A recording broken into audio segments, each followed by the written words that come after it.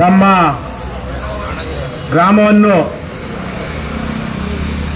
ನಗರಸಭೆಗೆ ಸೇರಿಸುವುದರ ವಿರುದ್ಧ ಹೋರಾಟ ಮಾಡುತ್ತಿರುವಂತಹ ಗೆಜ್ಜಲಗೆರೆ ಗ್ರಾಮಸ್ಥರ ಹೋರಾಟಕ್ಕೆ, ಕರ್ನಾಟಕ ರಾಜ್ಯ ರೈತ ಸಂಘದ ಹೋರಾಟಕ್ಕೆ, ಕರ್ನಾಟಕ ರಾಷ್ಟ್ರ ಸಮಿತಿ ಪಕ್ಷಕ್ಕೆ, ಭ್ರಷ್ಟರೇ, ಪವಿತ್ರ ರಾಜಕಾರಣವನ್ನು ಬಿಟ್ಟು ತೊಲಗಿ, ನಾಡ ಪ್ರೇಮಿಗಳೇ, ಪ್ರಾಮಾಣಿಕ ರಾಜಕಾರಣಕ್ಕೆ ಮುಂದಾಗಿ ಲಂಚ ಮುಕ್ತ ಕರ್ನಾಟಕ ನಿರ್ಮಿಸೋಣ, ಭ್ರಷ್ಟಾಚಾರ ಮುಕ್ತ ಕರ್ನಾಟಕ ನಿರ್ಮಿಸೋಣ, ಬಸವಣ್ಣನ ಕಲ್ಯಾಣ ಕರ್ನಾಟಕ ನಿರ್ಮಿಸೋಣ, ಕುವೆಂಪುರವರ ಸರ್ವೋದಯ ಕರ್ನಾಟಕ ನಿರ್ಮಿಸೋಣ.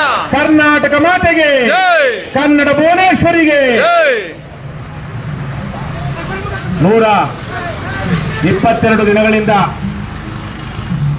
ತಮ್ಮ ಗ್ರಾಮ ಪಂಚಾಯಿತಿಯ ಉಳಿವಿಗಾಗಿ ಹೋರಾಟ ಮಾಡ್ತಿರುವಂತಹ ಮತ್ತು ಆ ಹೋರಾಟದ ಮುಂಚೂಣಿಯಲ್ಲಿರುವಂತಹ ನಮ್ಮ ರಾಜ್ಯದ ಬಹುದೊಡ್ಡ ರೈತ ಹೋರಾಟಗಾರರಲ್ಲಿ ಒಬ್ಬರಾದಂತಹ ಶ್ರೀಮತಿ ಸುನಂದಾ ಜಯರಾಮ್ ರವರೇ, ಹಾಗೆ ಪಕ್ಕದ ಗ್ರಾಮದಲ್ಲಿಯೂ ಇದೇ ತರಹದ ಹೋರಾಟವನ್ನ ಮುಂದುವರಿಸ್ತಾ ಇರುವಂತಹ ಪ್ರಸನ್ನರವರೇ, ಕರ್ನಾಟಕ ರಾಷ್ಟ್ರ ಸಮಿತಿ ಪಕ್ಷದ ರಾಜ್ಯ ಸಂಘಟನಾ ಕಾರ್ಯದರ್ಶಿ ಮತ್ತು ಮಂಡ್ಯ ಜಿಲ್ಲಾ ಉಸ್ತುವಾರಿ ಆಗಿರುವಂತಹ ರಮೇಶ್ ಗೌಡ್ರೆ, ಕೆಆರ್ಎಸ್ ಪಕ್ಷದ ರಾಜ್ಯ ಕಾರ್ಯದರ್ಶಿ ಮೂರ್ತಿ ಅವರೇ, ಮತ್ತೊಬ್ಬ ಸಂಘಟನಾ ಕಾರ್ಯದರ್ಶಿ ಅರುಣ್ ಕುಮಾರ್ ಅವರೇ, ಮತ್ತಿತರ ನಮ್ಮ ಪಕ್ಷದ ಎಲ್ಲ ವೀರ ಸೇನಾನಿಗಳೇ ಹಾಗೂ ಗೆಜ್ಜಲಗೆರೆಯ ಎಲ್ಲ ಅಕ್ಕ ತಂಗಿಯರೇ, ಅಣ್ಣ ತಮ್ಮಂದಿರೇ, ಇದೊಂದು ಚಾರಿತ್ರಿಕವಾದ ಹೋರಾಟ ನೀವು ಮಾಡ್ತಿರುವಂತಹದ್ದು. ಇದು ಅಂತಿಂತಹ ಹೋರಾಟ ಅಲ್ಲ. ಒಂದು ಭ್ರಷ್ಟ ವ್ಯವಸ್ಥೆಯ ವಿರುದ್ಧ, ನಿಮ್ಮ ಗ್ರಾಮದ ಅಸ್ಮಿತೆಗಾಗಿ, ನಿಮ್ಮ ಗ್ರಾಮದ ಅಭಿವೃದ್ಧಿಗಾಗಿ, ನಿಮ್ಮ ಗ್ರಾಮದ ಸ್ವಂತಿಕೆಗಾಗಿ ನೀವು ಮಾಡ್ತಾ ಇರುವಂತಹ ಹೋರಾಟ. ರಾಜ್ಯದ ಅಷ್ಟೇ ಅಲ್ಲ, ದೇಶದ ನಿಮ್ಮ ತರಹದ ಸಾವಿರಾರು ಗ್ರಾಮಗಳ ಗ್ರಾಮಸ್ಥರ ಪ್ರತಿನಿಧಿಯಾಗಿ ನೀವು ಈ ಹೋರಾಟವನ್ನು ಮಾಡ್ತಾ ಇದ್ದೀರಾ. ಇಡೀ ದೇಶ ಅದು ಗ್ರಾಮ ಭಾರತವಾಗಬೇಕು, ಗ್ರಾಮಗಳ ನಾಡು ಭಾರತ. ಇಲ್ಲಿ ಪ್ರತಿಯೊಂದು ಗ್ರಾಮವು ಪ್ರತ್ಯೇಕ ಸ್ವತಂತ್ರ ಘಟಕಗಳಾಗಿ ಕಾರ್ಯನಿರ್ವಹಿಸಬೇಕು, ಸ್ವಾವಲಂಬಿಗಳಾಗಬೇಕು. ಇವಾಗೇನೋ ಹೊಸ ಸ್ವಾವಲಂಬಿ ಅನ್ನೋದಕ್ಕೆ ಹಿಂದಿಯಲ್ಲಿ ಒಂದು ಹೊಸ ಪದ ಹುಡ್ಕೊಂಡಿದ್ದಾರೆ, ಆತ್ಮನಿರ್ಭರ್ ಅಂತ. ಏನ್ ನರೇಂದ್ರ ಮೋದಿ ಅವರು ಹೇಳ್ತಾರಲ್ವಾ ಆತ್ಮನಿರ್ಭರ್ ಅಂತ. ಆತ್ಮನಿರ್ಭರ್ ಅಂದ್ರೆ ಸ್ವಾವಲಂಬಿ. ನಮ್ಮ ಇತಿಮಿತಿಯಲ್ಲಿ, ನಮ್ಮದೇ ಪರಿಸರದಲ್ಲಿ ನಾವು ಬೇರೆ ಪರಾವಲಂಬಿಗಳಾಗದೆ ಬದುಕುವಂತಹದಕ್ಕೆ ಸ್ವಾವಲಂಬಿ ಅಂತಾರೆ. ಆ ತರದ ಒಂದು ಸ್ವಾವಲಂಬಿ ಘಟಕಗಳಾಗಬೇಕು, ಸಮುದಾಯವಾಗಬೇಕು ಅಂತ ಮಹಾತ್ಮ ಗಾಂಧೀಜಿ ಅವರು ಕನಸು ಕಂಡಂತಹ ಭಾರತ ನಮ್ಮದು. ಅದಕ್ಕೆ ಪೂರಕವಾಗಿ ಭಾರತಕ್ಕೆ ಸಂವಿಧಾನ ಬಂತು. ಸಂವಿಧಾನದಲ್ಲಿ ಒಂದಷ್ಟು ವಿಚಾರಗಳಿಲ್ಲದೆ ಇದ್ದಾಗ ನಮ್ಮ ಅಬ್ದುಲ್ ನಜೀರ್ ಸಾಹೇಬ್ರಂತವರು 85-86ನೇ ಇಸ್ವಿಯಲ್ಲಿ ಇಡೀ ದೇಶಕ್ಕೆ ಮಾದರಿಯಾದಂತಹ ಒಂದು ಅಧಿಕಾರ ವಿಕೇಂದ್ರೀಕರಣವನ್ನ ಮಾಡಿದ್ರು. ಇವತ್ತು ಅದರಿಂದಾಗಿ ನಮ್ಮ ದೇಶದಲ್ಲಿ, ನಮ್ಮ ರಾಜ್ಯದಲ್ಲಿ, ವಿಶೇಷವಾಗಿ ನಮ್ಮ ರಾಜ್ಯದಲ್ಲಿ ತದನಂತರ ರಾಜೀವ್ ಗಾಂಧಿ ಅವರು ಪ್ರಧಾನಮಂತ್ರಿ ಆಗಿದ್ದಾಗ ಕಾಂಗ್ರೆಸ್ ಪಕ್ಷದವರು ಅದನ್ನು ದೇಶಾದ್ಯಂತ ವಿಸ್ತರಿಸಿದ್ರು. ಅದರಿಂದಾಗಿ ಮಾತ್ರ ಇವತ್ತು ನಮ್ಮ ದೇಶದಲ್ಲಿ ಇವತ್ತು ಪ್ರಜಾಪ್ರಭುತ್ವ ಉಳ್ಕೊಂಡಿದೆ. ಪ್ರಜಾಪ್ರಭುತ್ವ ಉಳ್ಕೊಂಡಿದ್ರೆ ಅದಕ್ಕೆ ಗ್ರಾಮಗಳಲ್ಲಿ ಹಿಂದಿನ ಗೌಡ್ರು, ಪಟೇಲರು, ಶಾರದೋಗರು, ಈ ತರಹದ ಪಾಳೆಗಾರಿಕೆ ಇದ್ದಂತ ವ್ಯವಸ್ಥೆ ಏನಿತ್ತು ಅದು ತೊಲಗಿ ನಮ್ಮ ಅಣ್ಣ ತಮ್ಮಂದಿರೇ, ಅಕ್ಕ ತಂಗಿಯರೇ ಇವತ್ತು ಒಂದು ಗ್ರಾಮವನ್ನ ನಡೆಸುವಂತಹ, ಪ್ರಜಾಪ್ರಭುತ್ವದಲ್ಲಿ ಪಾಲ್ಗೊಳ್ಳುವಂತಹ, ಪ್ರಜಾಡಳಿತವನ್ನ ಮಾಡುವಂತಹ ಒಂದು ವ್ಯವಸ್ಥೆ ಬಂದಿರೋ ಕಾರಣಕ್ಕಾಗಿ ಇವತ್ತು ನೀವು ಇಲ್ಲಿ ಕುಳಿತಿದ್ದೀವಿ. ಪ್ರಜಾಪ್ರಭುತ್ವ ದೇಶದಲ್ಲಿ ಉಳಿದಿದೆ. ಗ್ರಾಮ ಪಂಚಾಯಿತಿಗಳೇ ಇಲ್ಲ ಅಂದಿದ್ರೆ ಇವತ್ತಿರುವ ಹಾಗೆ ಒಂದು 200-300 MLAಗಳು, ಅವರ ಕುಟುಂಬಗಳು ಇಡೀ ರಾಜ್ಯವನ್ನ ಆಲಿಗಾರ್ಕಿ ಅಂತಾರೆ, ಸೀಮಿತ ವ್ಯಕ್ತಿಗಳು, ಸೀಮಿತ ಕುಟುಂಬಗಳು ಇದು ರಾಜಕೀಯ ಆಡಳಿತ ನಡೆಸುವಂತಹ ಒಂದು ವ್ಯವಸ್ಥೆ ಆಗ್ತಾ ಇತ್ತು. ಮೊದಲಿಗೆ ಮುಂದುವರಿಯೋದಕ್ಕೆ ಮೊದಲು ಬಹುಶಃ ಕಳೆದ 7-8 ವರ್ಷಗಳಲ್ಲಿ ನಾನು ನಮ್ಮ ಸಹಚರರಾಗಿದ್ದಂತಹ, ಸಂಗಾತಿಯಾಗಿದ್ದಂತಹ SH ಲಿಂಗೇಗೌಡರನ್ನ ಬಿಟ್ಟು ಇಂತಹ ಒಂದು ಹೋರಾಟಕ್ಕೆ ಮೊದಲ ಬಾರಿಗೆ ಮದ್ದೂರಿಗೆ ಮತ್ತು ಮಂಡ್ಯಕ್ಕೆ ಬಂದಿದ್ದೀನಿ. ಅದೊಂದು ತುಂಬಾ ದುಃಖದ, ವಿಷಾದನೀಯವಾದ ಸಂಗತಿ. 2016ರಲ್ಲಿಯೇ ನಾನಾಗ ಆಮ್ ಆದ್ಮಿ ಪಕ್ಷದಲ್ಲಿದ್ದೆ. ಆಮ್ ಆದ್ಮಿ ಪಕ್ಷದ ಸಹ ಸಂಚಾಲಕನಾಗಿದ್ದೆ, ಮಂಡ್ಯ ಜಿಲ್ಲಾ ಉಸ್ತುವಾರಿ ವಹಿಸಿಕೊಂಡಿದ್ದೆ.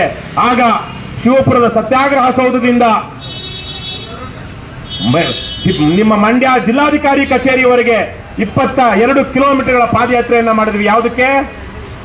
ಮೈ ಶುಗರ್ ಉಳಿಸಿ, ನಮ್ಮ ರಾಜ್ಯದ ಅಸ್ಮಿತೆಯಾಗಿರುವಂತಹ ಈ ಭಾಗದ ಜನರ ಒಂದು ಶಕ್ತಿಯಾಗಿರುವಂತಹ ಸಕ್ಕರೆ ಕಾರ್ಖಾನೆಯನ್ನ ಉಳಿಸಿ ಅಂತ ಸರಿಯಾಗಿ 10 ವರ್ಷ 4 ತಿಂಗಳ ಹಿಂದೆ ಇದೇ ದಾರಿಯಲ್ಲಿ ಹೋಗ್ತಾ ನಮ್ಮ ಸುನಂದಕ್ಕ ಅವರು ಅವತ್ತಿದ್ರು. ಅವರು ಇದ್ದಾಗ ಇದೇ ಪ್ರತಿಮೆಗೆ ಆವತ್ತು ಮಾಲಾರ್ಪಣೆ ಮಾಡಿ ಹೋಗಿದ್ವಿ 10 ವರ್ಷಗಳ ಹಿಂದೆ. ಆವತ್ತಿನಿಂದ ಅದಾದ ನಂತರ ನಮ್ಮ ಲಿಂಗೇಗೌಡರು ನಮ್ಮ ಜೊತೆ ಸೇರ್ಕೊಂಡ್ರು. ಹಲವಾರು ಹೋರಾಟಗಳನ್ನ ಈ ಭಾಗದಲ್ಲಿ ತಾಲೂಕ್ ಪಂಚಾಯಿತಿಯಲ್ಲಿ ಮಾಡ್ತಾ ಇದ್ದೀವಿ. ಇವತ್ತು ಲಿಂಗೇಗೌಡರನ್ನ ನೆನಪಿಸ್ಕೊಳ್ತಾ ನಿಮ್ಮ ಇವತ್ತಿನ ಶಾಸಕರೇನಿದ್ದಾರೆ ಅವರು ಧರ್ಮರಾಜನ ಸಂತತಿಯವರು. ಧರ್ಮರಾಜ ಯಾವುದಕ್ಕೆ? ಧರ್ಮ ನ್ಯಾಯ ನೀತಿ ಧರ್ಮದ ಧರ್ಮರಾಜ ಅಲ್ಲ, ಜೂಜು ಆಡುವ ಧರ್ಮರಾಜ ಯುಧಿಷ್ಠಿರ. ಆದರೆ ಆ ಧರ್ಮರಾಜನ ಒಂದು ನೀತಿ ಇತ್ತು. ಈ ಏನ್ ಹೆಸರು? ಉದಯ್ ಅನ್ನುವಂತಹ ಶಾಸಕ ನಿಜಕ್ಕೂ ನಮ್ಮ ರಮೇಶ್ ಗೌಡರು ಅವ್ರದೇ ಆದಂತಹ ಒಂದು ಆಡು ಭಾಷೆಯಲ್ಲಿ ಹೇಳಿದ್ರು, ನಿಮಗೆ ಮಾಡ್ತಾ ಇರುವಂತಹ ಅವಮಾನ, ನಿಮಗೆ ಆತ ಶಾಸಕನಾಗಿರೋದು ಆತನಿಗಲ್ಲ, ನಿಮಗೆ ಗ್ರಾಮಸ್ಥರಿಗೆ ಮದ್ದೂರು ತಾಲೂಕಿನವರಿಗೆ ಅವಮಾನ. ಏನಾಗ್ಬಿಟ್ಟಿದೆ, ಎಷ್ಟು ಖರ್ಚು ಆಗ್ಬಿಟ್ಟಿದೆ ಇಲ್ಲಿ. ನಾನು ಆಗ್ಲಿಂದ ನೋಡ್ತಾ ಇದ್ದೀನಿ, ಬಿರಿಯಾನಿ ಬರುತ್ತಾ, ಬಾಟ್ಲು ಬರುತ್ತಾ, ಎಣ್ಣೆ ಬರುತ್ತಾ ಅಂತ. ಯಾಕೆಂದ್ರೆ ಈ ಉದಯನಂತಹ ನೀಚ ಭ್ರಷ್ಟ ಏನು ರಾಜಕಾರಣಿಗಳಲ್ಲ ಅವರು, ನೀಚರು ಭ್ರಷ್ಟರಿಗೆ ಜನ ಸೇರಿಸಬೇಕು ಅಂದ್ರೆ ಎಣ್ಣೆ ಕೊಟ್ಟು ಬಾಡೂಟ ಏರ್ಪಾಡು ಮಾಡಿ ಮಾಡೋದು ಮಾತ್ರ ಗೊತ್ತಿದೆ. ಈ ತರಕ್ಕೆ ಅನ್ನ ಸಾಂಬಾರ್ ತಿಂದ್ಕೊಂಡು ಯಾವುದೋ ಒಂದು ಕಿತ್ತೋಗಿರೋ ಪೆಂಡಾಲ್ ಹಾಕೊಂಡು ಇಲ್ಲಿ ದಿನಗಟ್ಲೆ ಪ್ರತಿಭಟನೆ ಮಾಡುವಂತವರು ಹೇಗೆ ಬರ್ತಾರೆ, ಯಾಕೆ ಬರ್ತಾರೆ ಅನ್ನುವಂತ ಪರಿಜ್ಞಾನ ಇಲ್ಲ ಅದನ್ನು. ನಾವು ಮಾಡಿದಾಗೆ ಎಲೆಕ್ಷನ್ ನಲ್ಲಿ ಹಣ ಹಂಚಿದ್ರೆ ಗಂಡಸರಿಗೆ ಲಿಕ್ಕರು, ಹೆಂಗಸರಿಗೆ ಕುಕ್ಕರು, ಎರಡೂ ಬೆಳೆದಿರೋರಿಗೆ ಲಿಕ್ಕರ್ ಕೊಟ್ಟರೆ ಜನ ಓಟ್ ಹಾಕ್ತಾರೆ, ಜನ ಕಾರ್ಯಕ್ರಮಕ್ಕೆ ಬರ್ತಾರೆ ಅಂತ ಒಂದು SOP ಸ್ಟ್ಯಾಂಡರ್ಡ್ ಆಪರೇಟಿಂಗ್ ಪ್ರೊಸೀಜರ್ ಇಟ್ಕೊಂಡು ಕೆಲಸ ಮಾಡುವಂತಹ ವರ್ತನೆ ಮಾಡುವಂತಹ ಶಾಸಕನಿಗೆ ಯಾವುದೋ ಒಂದು ವಿಚಾರಕ್ಕೆ ಜನ ಪ್ರೇರೇಪಿತರಾಗಿ ನ್ಯಾಯಬದ್ಧವಾಗಿ ಸ್ವಯಂ ಪ್ರೇರಿತರಾಗಿ ತಾವೇ ಹೋರಾಟಕ್ಕೆ ಬರ್ತಾರೆ, ದಿನಗಟ್ಟಲೆ ಕೂತ್ಕೊಳ್ತಾರೆ ಅನ್ನುವಂಥ ಪರಿಜ್ಞಾನ ಇರೋದಕ್ಕೆ ಸಾಧ್ಯನಾ? ಸಾಧ್ಯ ಏನ್ರಮ್ಮ? ನೀವೆಲ್ಲ ಓಟ್ ಹಾಕಿದ್ದೀರಾ, ಆತನಿಗೆ ನಿಮ್ಮಲ್ಲಿ ಎಲ್ಲರೂ ಆಗದೆ ಇರಬಹುದು ಅಥವಾ ಯಾರು ಆಗದೇನೆ ಇಲ್ಲ. ಒಂದಷ್ಟು ಜನ ನೀವು ಓಟ್ ಹಾಕಿದ್ದೀರಾ, ಯಾವ್ಯಾವುದೋ ಕಾರಣಕ್ಕಾಗಿ ಹಾಕಿದ್ದೀರಾ. ಆದ್ರೆ ನೀವು ಯಾರೆಲ್ಲ ಓಟ್ ಹಾಕಿದ್ದೀರೋ ಈ ಭಾಗದ ಗ್ರಾಮಸ್ಥರು, ಮದ್ದೂರಿನವರು, ನಿಮಗೆ ಅವಮಾನ ಮಾಡುವ ರೀತಿಯಲ್ಲಿ ಆತನ ನಡವಳಿಕೆ ಇದೆ. ಇವರೆಲ್ಲ ಯಾವ್ಯಾವುದೋ ಮಾಡಬಾರದ ಕೆಲಸಗಳನ್ನ ಮಾಡಿ, ಅಪರಾಧ ಕೃತ್ಯಗಳನ್ನ ಮಾಡಿ. ಅಲ್ಲೊಬ್ಬ ಇದ್ದಾನೆ ಚಿತ್ರದುರ್ಗದಲ್ಲಿ ಇತ್ತೀಚೆಗೆ ಅರೆಸ್ಟ್ ಆದ, ಅದೇ ತರಹದ ಇನ್ನೊಬ್ಬ ಅಲ್ಲೆಲ್ಲೋ ಕಡೂರಲ್ಲಿದ್ದ. ಹೀಗೆ ಇವರೆಲ್ಲ ಒಂದಷ್ಟು ಜನ ಇಲ್ಲೇ ಪಕ್ಕದಲ್ಲಿ ನಿಮ್ ಕೇರ್ಪೇಟೆಲ್ಲೋ ಪುಣ್ಯಾತ್ಮ ಇದ್ದ, ಎಲ್ಲ ಹೋಗಿ ಬಾಂಬೆಗೆ ಹೋಗಿ ಮಾಡಬಾರ್ದನ್ನ ಮಾಡಿ ಅದೇನು ಮಾಡಿದ್ರು, ಹೇಗೆ ಮಾಡಿದ್ರು, ದೊಡ್ಡ ತಂದು ಜನಕ್ಕೆ ಭಿಕಾರಿಗಳ ತರಕ್ಕೆ ಹಣ ಹೆಂಡ ಹಂಚಿ ನಮ್ಮ ರಾಜಕೀಯ ವ್ಯವಸ್ಥೆಯನ್ನ, ಪ್ರಜಾಪ್ರಭುತ್ವವನ್ನ ನಾಶ ಮಾಡಿ ಗೆದ್ದು ಬಂದಿರುವಂತವರು ಇವರು ನಿಮ್ಮನ್ನ ಕಾಯ್ತಾರ? ನಿಮ್ಮ ಊರು ನುಡಿಸ್ತಾರ? ಕೊನೆಗೆ ಅವರ ವೈಯಕ್ತಿಕವಾಗಿನೂ ಅವ್ರು ಉದ್ಧಾರ ಆಗೋದಿಲ್ಲ, ಇನ್ನು ಬೇರೆಯವ್ರನ್ನ ಉದ್ಧಾರ ಮಾಡ್ತಾರ? ಇವತ್ತು ಗ್ರಾಮ ಪಂಚಾಯಿತಿ ನಾವು ಅಲ್ಲಿಂದ ಬಂದ್ವಿ, ಏನು ಅಕ್ಕಪಕ್ಕ ಏನೋ ಒಂದು ಅರ್ಧ ಕಿಲೋಮೀಟರ್ 3/4 ಕಿಲೋಮೀಟರ್ ಇದೆ, ಅದನ್ನ ಸೇರಿಸೋದ್ರ ಮೂಲಕ ಏನೋ ಆ ಭಾಗಕ್ಕೂ ಒಂದಷ್ಟು ಅಭಿವೃದ್ಧಿ ಆಗುತ್ತೆ ಅಂದ್ರೆ ಪರವಾಗಿಲ್ಲ.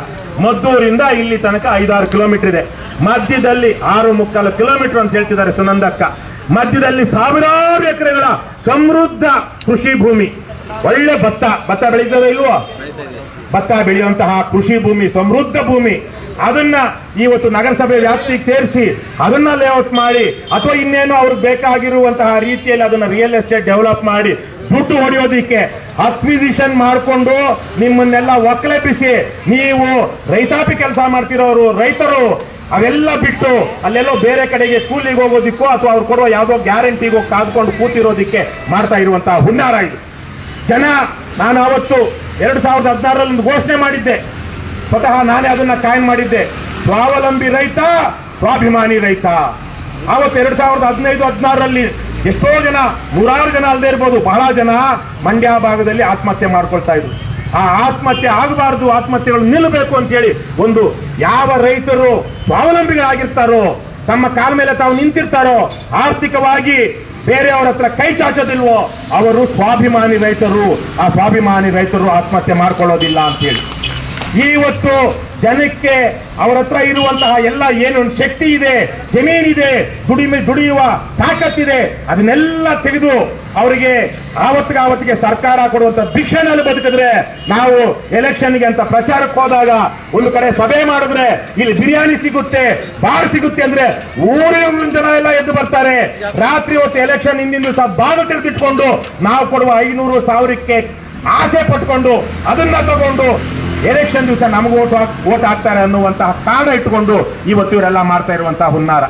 ಇದನ್ನ ಇವತ್ತು ರಾಜ್ಯದ ಜನ ಅರ್ಥ ಮಾಡ್ಕೊಳ್ಬೇಕು. ನೀವು ಅರ್ಥ ಮಾಡ್ಕೊಂಡಿದ್ದೀರಾ. ಇವತ್ತು ನೀವು ಗ್ರಾಮ ಪಂಚಾಯಿತಿಯವರು ನಗರಸಭೆ ಆದ ತಕ್ಷಣಕ್ಕೆ ಇದೇನು ನಿಮ್ಮ ಗೆಜ್ಜಲಗೆರೆ ಗ್ರಾಮವಾಗಲಿ, ಮದ್ದೂರು ನಗರಸಭೆ ಆಗಲಿ ಸಿಂಗಪುರ್ ಆಗಲ್ಲ. ಸಿಂಗಪುರ್ ಆಗುತ್ತೇನ್ರವ? ಅವ್ರು ಯಾರೋ ಸಿಂಗಪುರ್ ಆಗುತ್ತೆ ಅಂತ ಇಲ್ಲೇ ನಿಮ್ಮ ಪಕ್ಕದ ಸೋಮನಹಳ್ಳಿ ಅವ್ರು ಹೇಳ್ತಾ ಇದ್ರು. ಸಿಂಗಪುರ್ ಮಾಡಿದ್ರ? ಕೊನೆಗೆ ಎಂತ ದುರ್ಗತಿ ಬಂದ್ರು ಅಂದ್ರೆ ಅವ್ರ ಪಾಪ ಅವ್ರ ಹಳೆಯನೇ ಹೋಗಲ್ಲ ಆತ್ಮಹತ್ಯೆ ಮಾಡ್ಕೊಳ್ಳೋಂತ ಆ ತರಹದ ವಿಷಕಾರಿ ಅಭಿವೃದ್ಧಿ, ವಿಷಕಾರಿ ರೀತಿ ನೀತಿಗಳು ನಮ್ಮ ಸಮಾಜದಲ್ಲಿ ಇವತ್ತಿರುವಂತಹದ್ದು. ಒಂದು ಗ್ರಾಮ ಪಂಚಾಯಿತಿ ನಾವು ನೋಡ್ತಾ ಇದ್ವಿ, ಇಡೀ ಗ್ರಾಮದ ಗ್ರಾಮ ಪಂಚಾಯಿತಿ ಸದಸ್ಯರು ಎಲ್ಲರೂ ಅದರಲ್ಲಿ ಒಬ್ಬನ್ನ ಬಿಟ್ಟು ಮಿಕ್ಕವರೆಲ್ಲರೂ ನೀವು ಗ್ರಾಮದ ಜನರು ಎಷ್ಟೆಲ್ಲ ಜನ ಹೋಗಿ ಒಂದು ಪತ್ರ ಕೊಟ್ಟಾಗ ಗ್ರಾಮ ಸಭೆ ಮಾಡಿದಾಗ ನಮ್ಮ ಪಂಚಾಯಿತಿ ನಗರಸಭೆಗೆ ಹೋಗೋದಿಕ್ಕೆ ನಮಗೆ ಒಪ್ಪಿಗೆ ಇಲ್ಲ ಅಂತ ಠರಾವ್ ಮಾಡಿದ್ರಿ ಗ್ರಾಮ ಸಭೆಯಲ್ಲಿ. ಅದಾದ ನಂತರ ಗ್ರಾಮ ಪಂಚಾಯಿತಿ ಸಭೆ ನಡೆದಾಗ, ಆ ಆಡಳಿತ ಮಂಡಳಿ ಸಭೆ ನಡೆದಾಗ 8 ಜನ ಗೈರು, 10 ಜನ ಹಾಜರು. ಅದರಲ್ಲಿ ಅಜೆಂಡಾದಲ್ಲಿ ಇರಲಿಲ್ಲ ಪಾಯಿಂಟ್, ಅದರಲ್ಲಿ ಇತರೆ ಪಾಯಿಂಟ್ ಅಲ್ಲಿ ಸೇರಿಸಿ ಮಿಕ್ಕ 8 ಜನ ಬರ್ತಾ ಇರ್ಲಿಲ್ವೋ ಗೊತ್ತಿಲ್ಲ. ಅದರಲ್ಲಿ 10 ಜನರಲ್ಲಿ ಅದೆಷ್ಟು ಜನ ಕೈ ಎತ್ತಿದ್ರೋ, ಎಷ್ಟು ಜನ ವಿರೋಧಿಸಿದ್ರೋ ಗೊತ್ತಿಲ್ಲ. ಆದ್ರೆ ಅದು ನಿಜಕ್ಕೂ ಆ ರೀತಿ ಆಯ್ತೋ, ನಿಜಕ್ಕೂ ತೀರ್ಮಾನ ಆದಾಗ ಅವ್ರಿಗೆ ಹೇಳಿ ಮಾಡಿದ್ರೋ ಇಲ್ವೋ ಗೊತ್ತಿಲ್ಲ. ಆದರೆ 10 ಜನ ಹಾಜರಿದ್ದಾರೆ. ಅವರು ಸರ್ವಾನುಮತದಿಂದನೋ ಅಥವಾ ಬಹುಮತದಿಂದನೋ ತೀರ್ಮಾನ ಮಾಡಿದ್ದಾರೆ ನಮ್ಮ ಪಂಚಾಯತಿನ ನಗರಸಭೆಗೆ ಒಪ್ಪಿಸೋದಿಕ್ಕೆ ಅಂತ ಠರಾವ್ ಮಾಡ್ತಾರೆ. ಅದನ್ನ ಹಿಡ್ಕೊಂಡು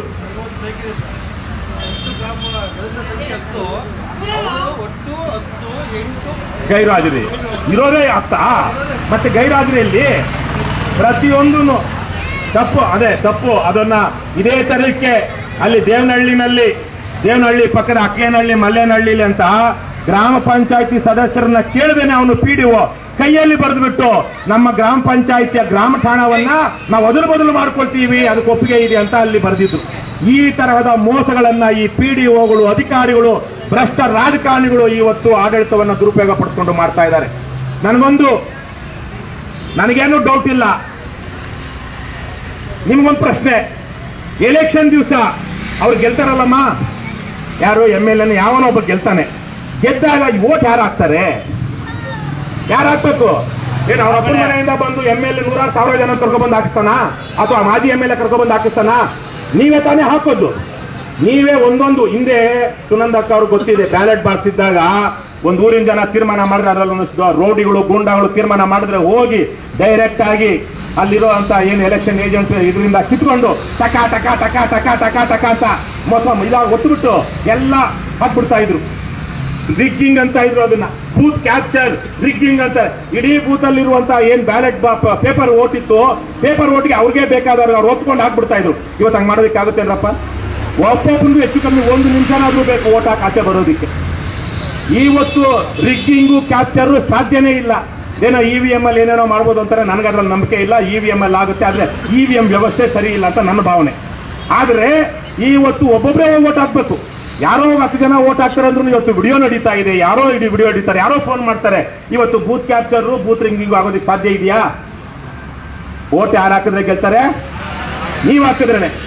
ನೀವು ನನಗೆ ಹಾಕ್ತೀರಿ ಅಂತ ಧೈರ್ಯ ಇಲ್ಲದೆ ಇದ್ರೆ ಆ ಮನುಷ್ಯ ಇಲ್ಲಿನ MLA ಆದವನು ಯಾವ ಧೈರ್ಯದ ಮೇಲೆ ಇವತ್ತು ನಿಮ್ಮಿಷ್ಟೂ ಜನರ ವಿರೋಧ ಕಟ್ಕೊಂಡು ನಿಮ್ಮನ್ನ ನಗರಸಭೆಗೆ ಸೇರಿಸೋದಿಕ್ಕೆ ಮುಂದಾಗಿದ್ದಾರೆ? ಯಾವ ಧೈರ್ಯನವ?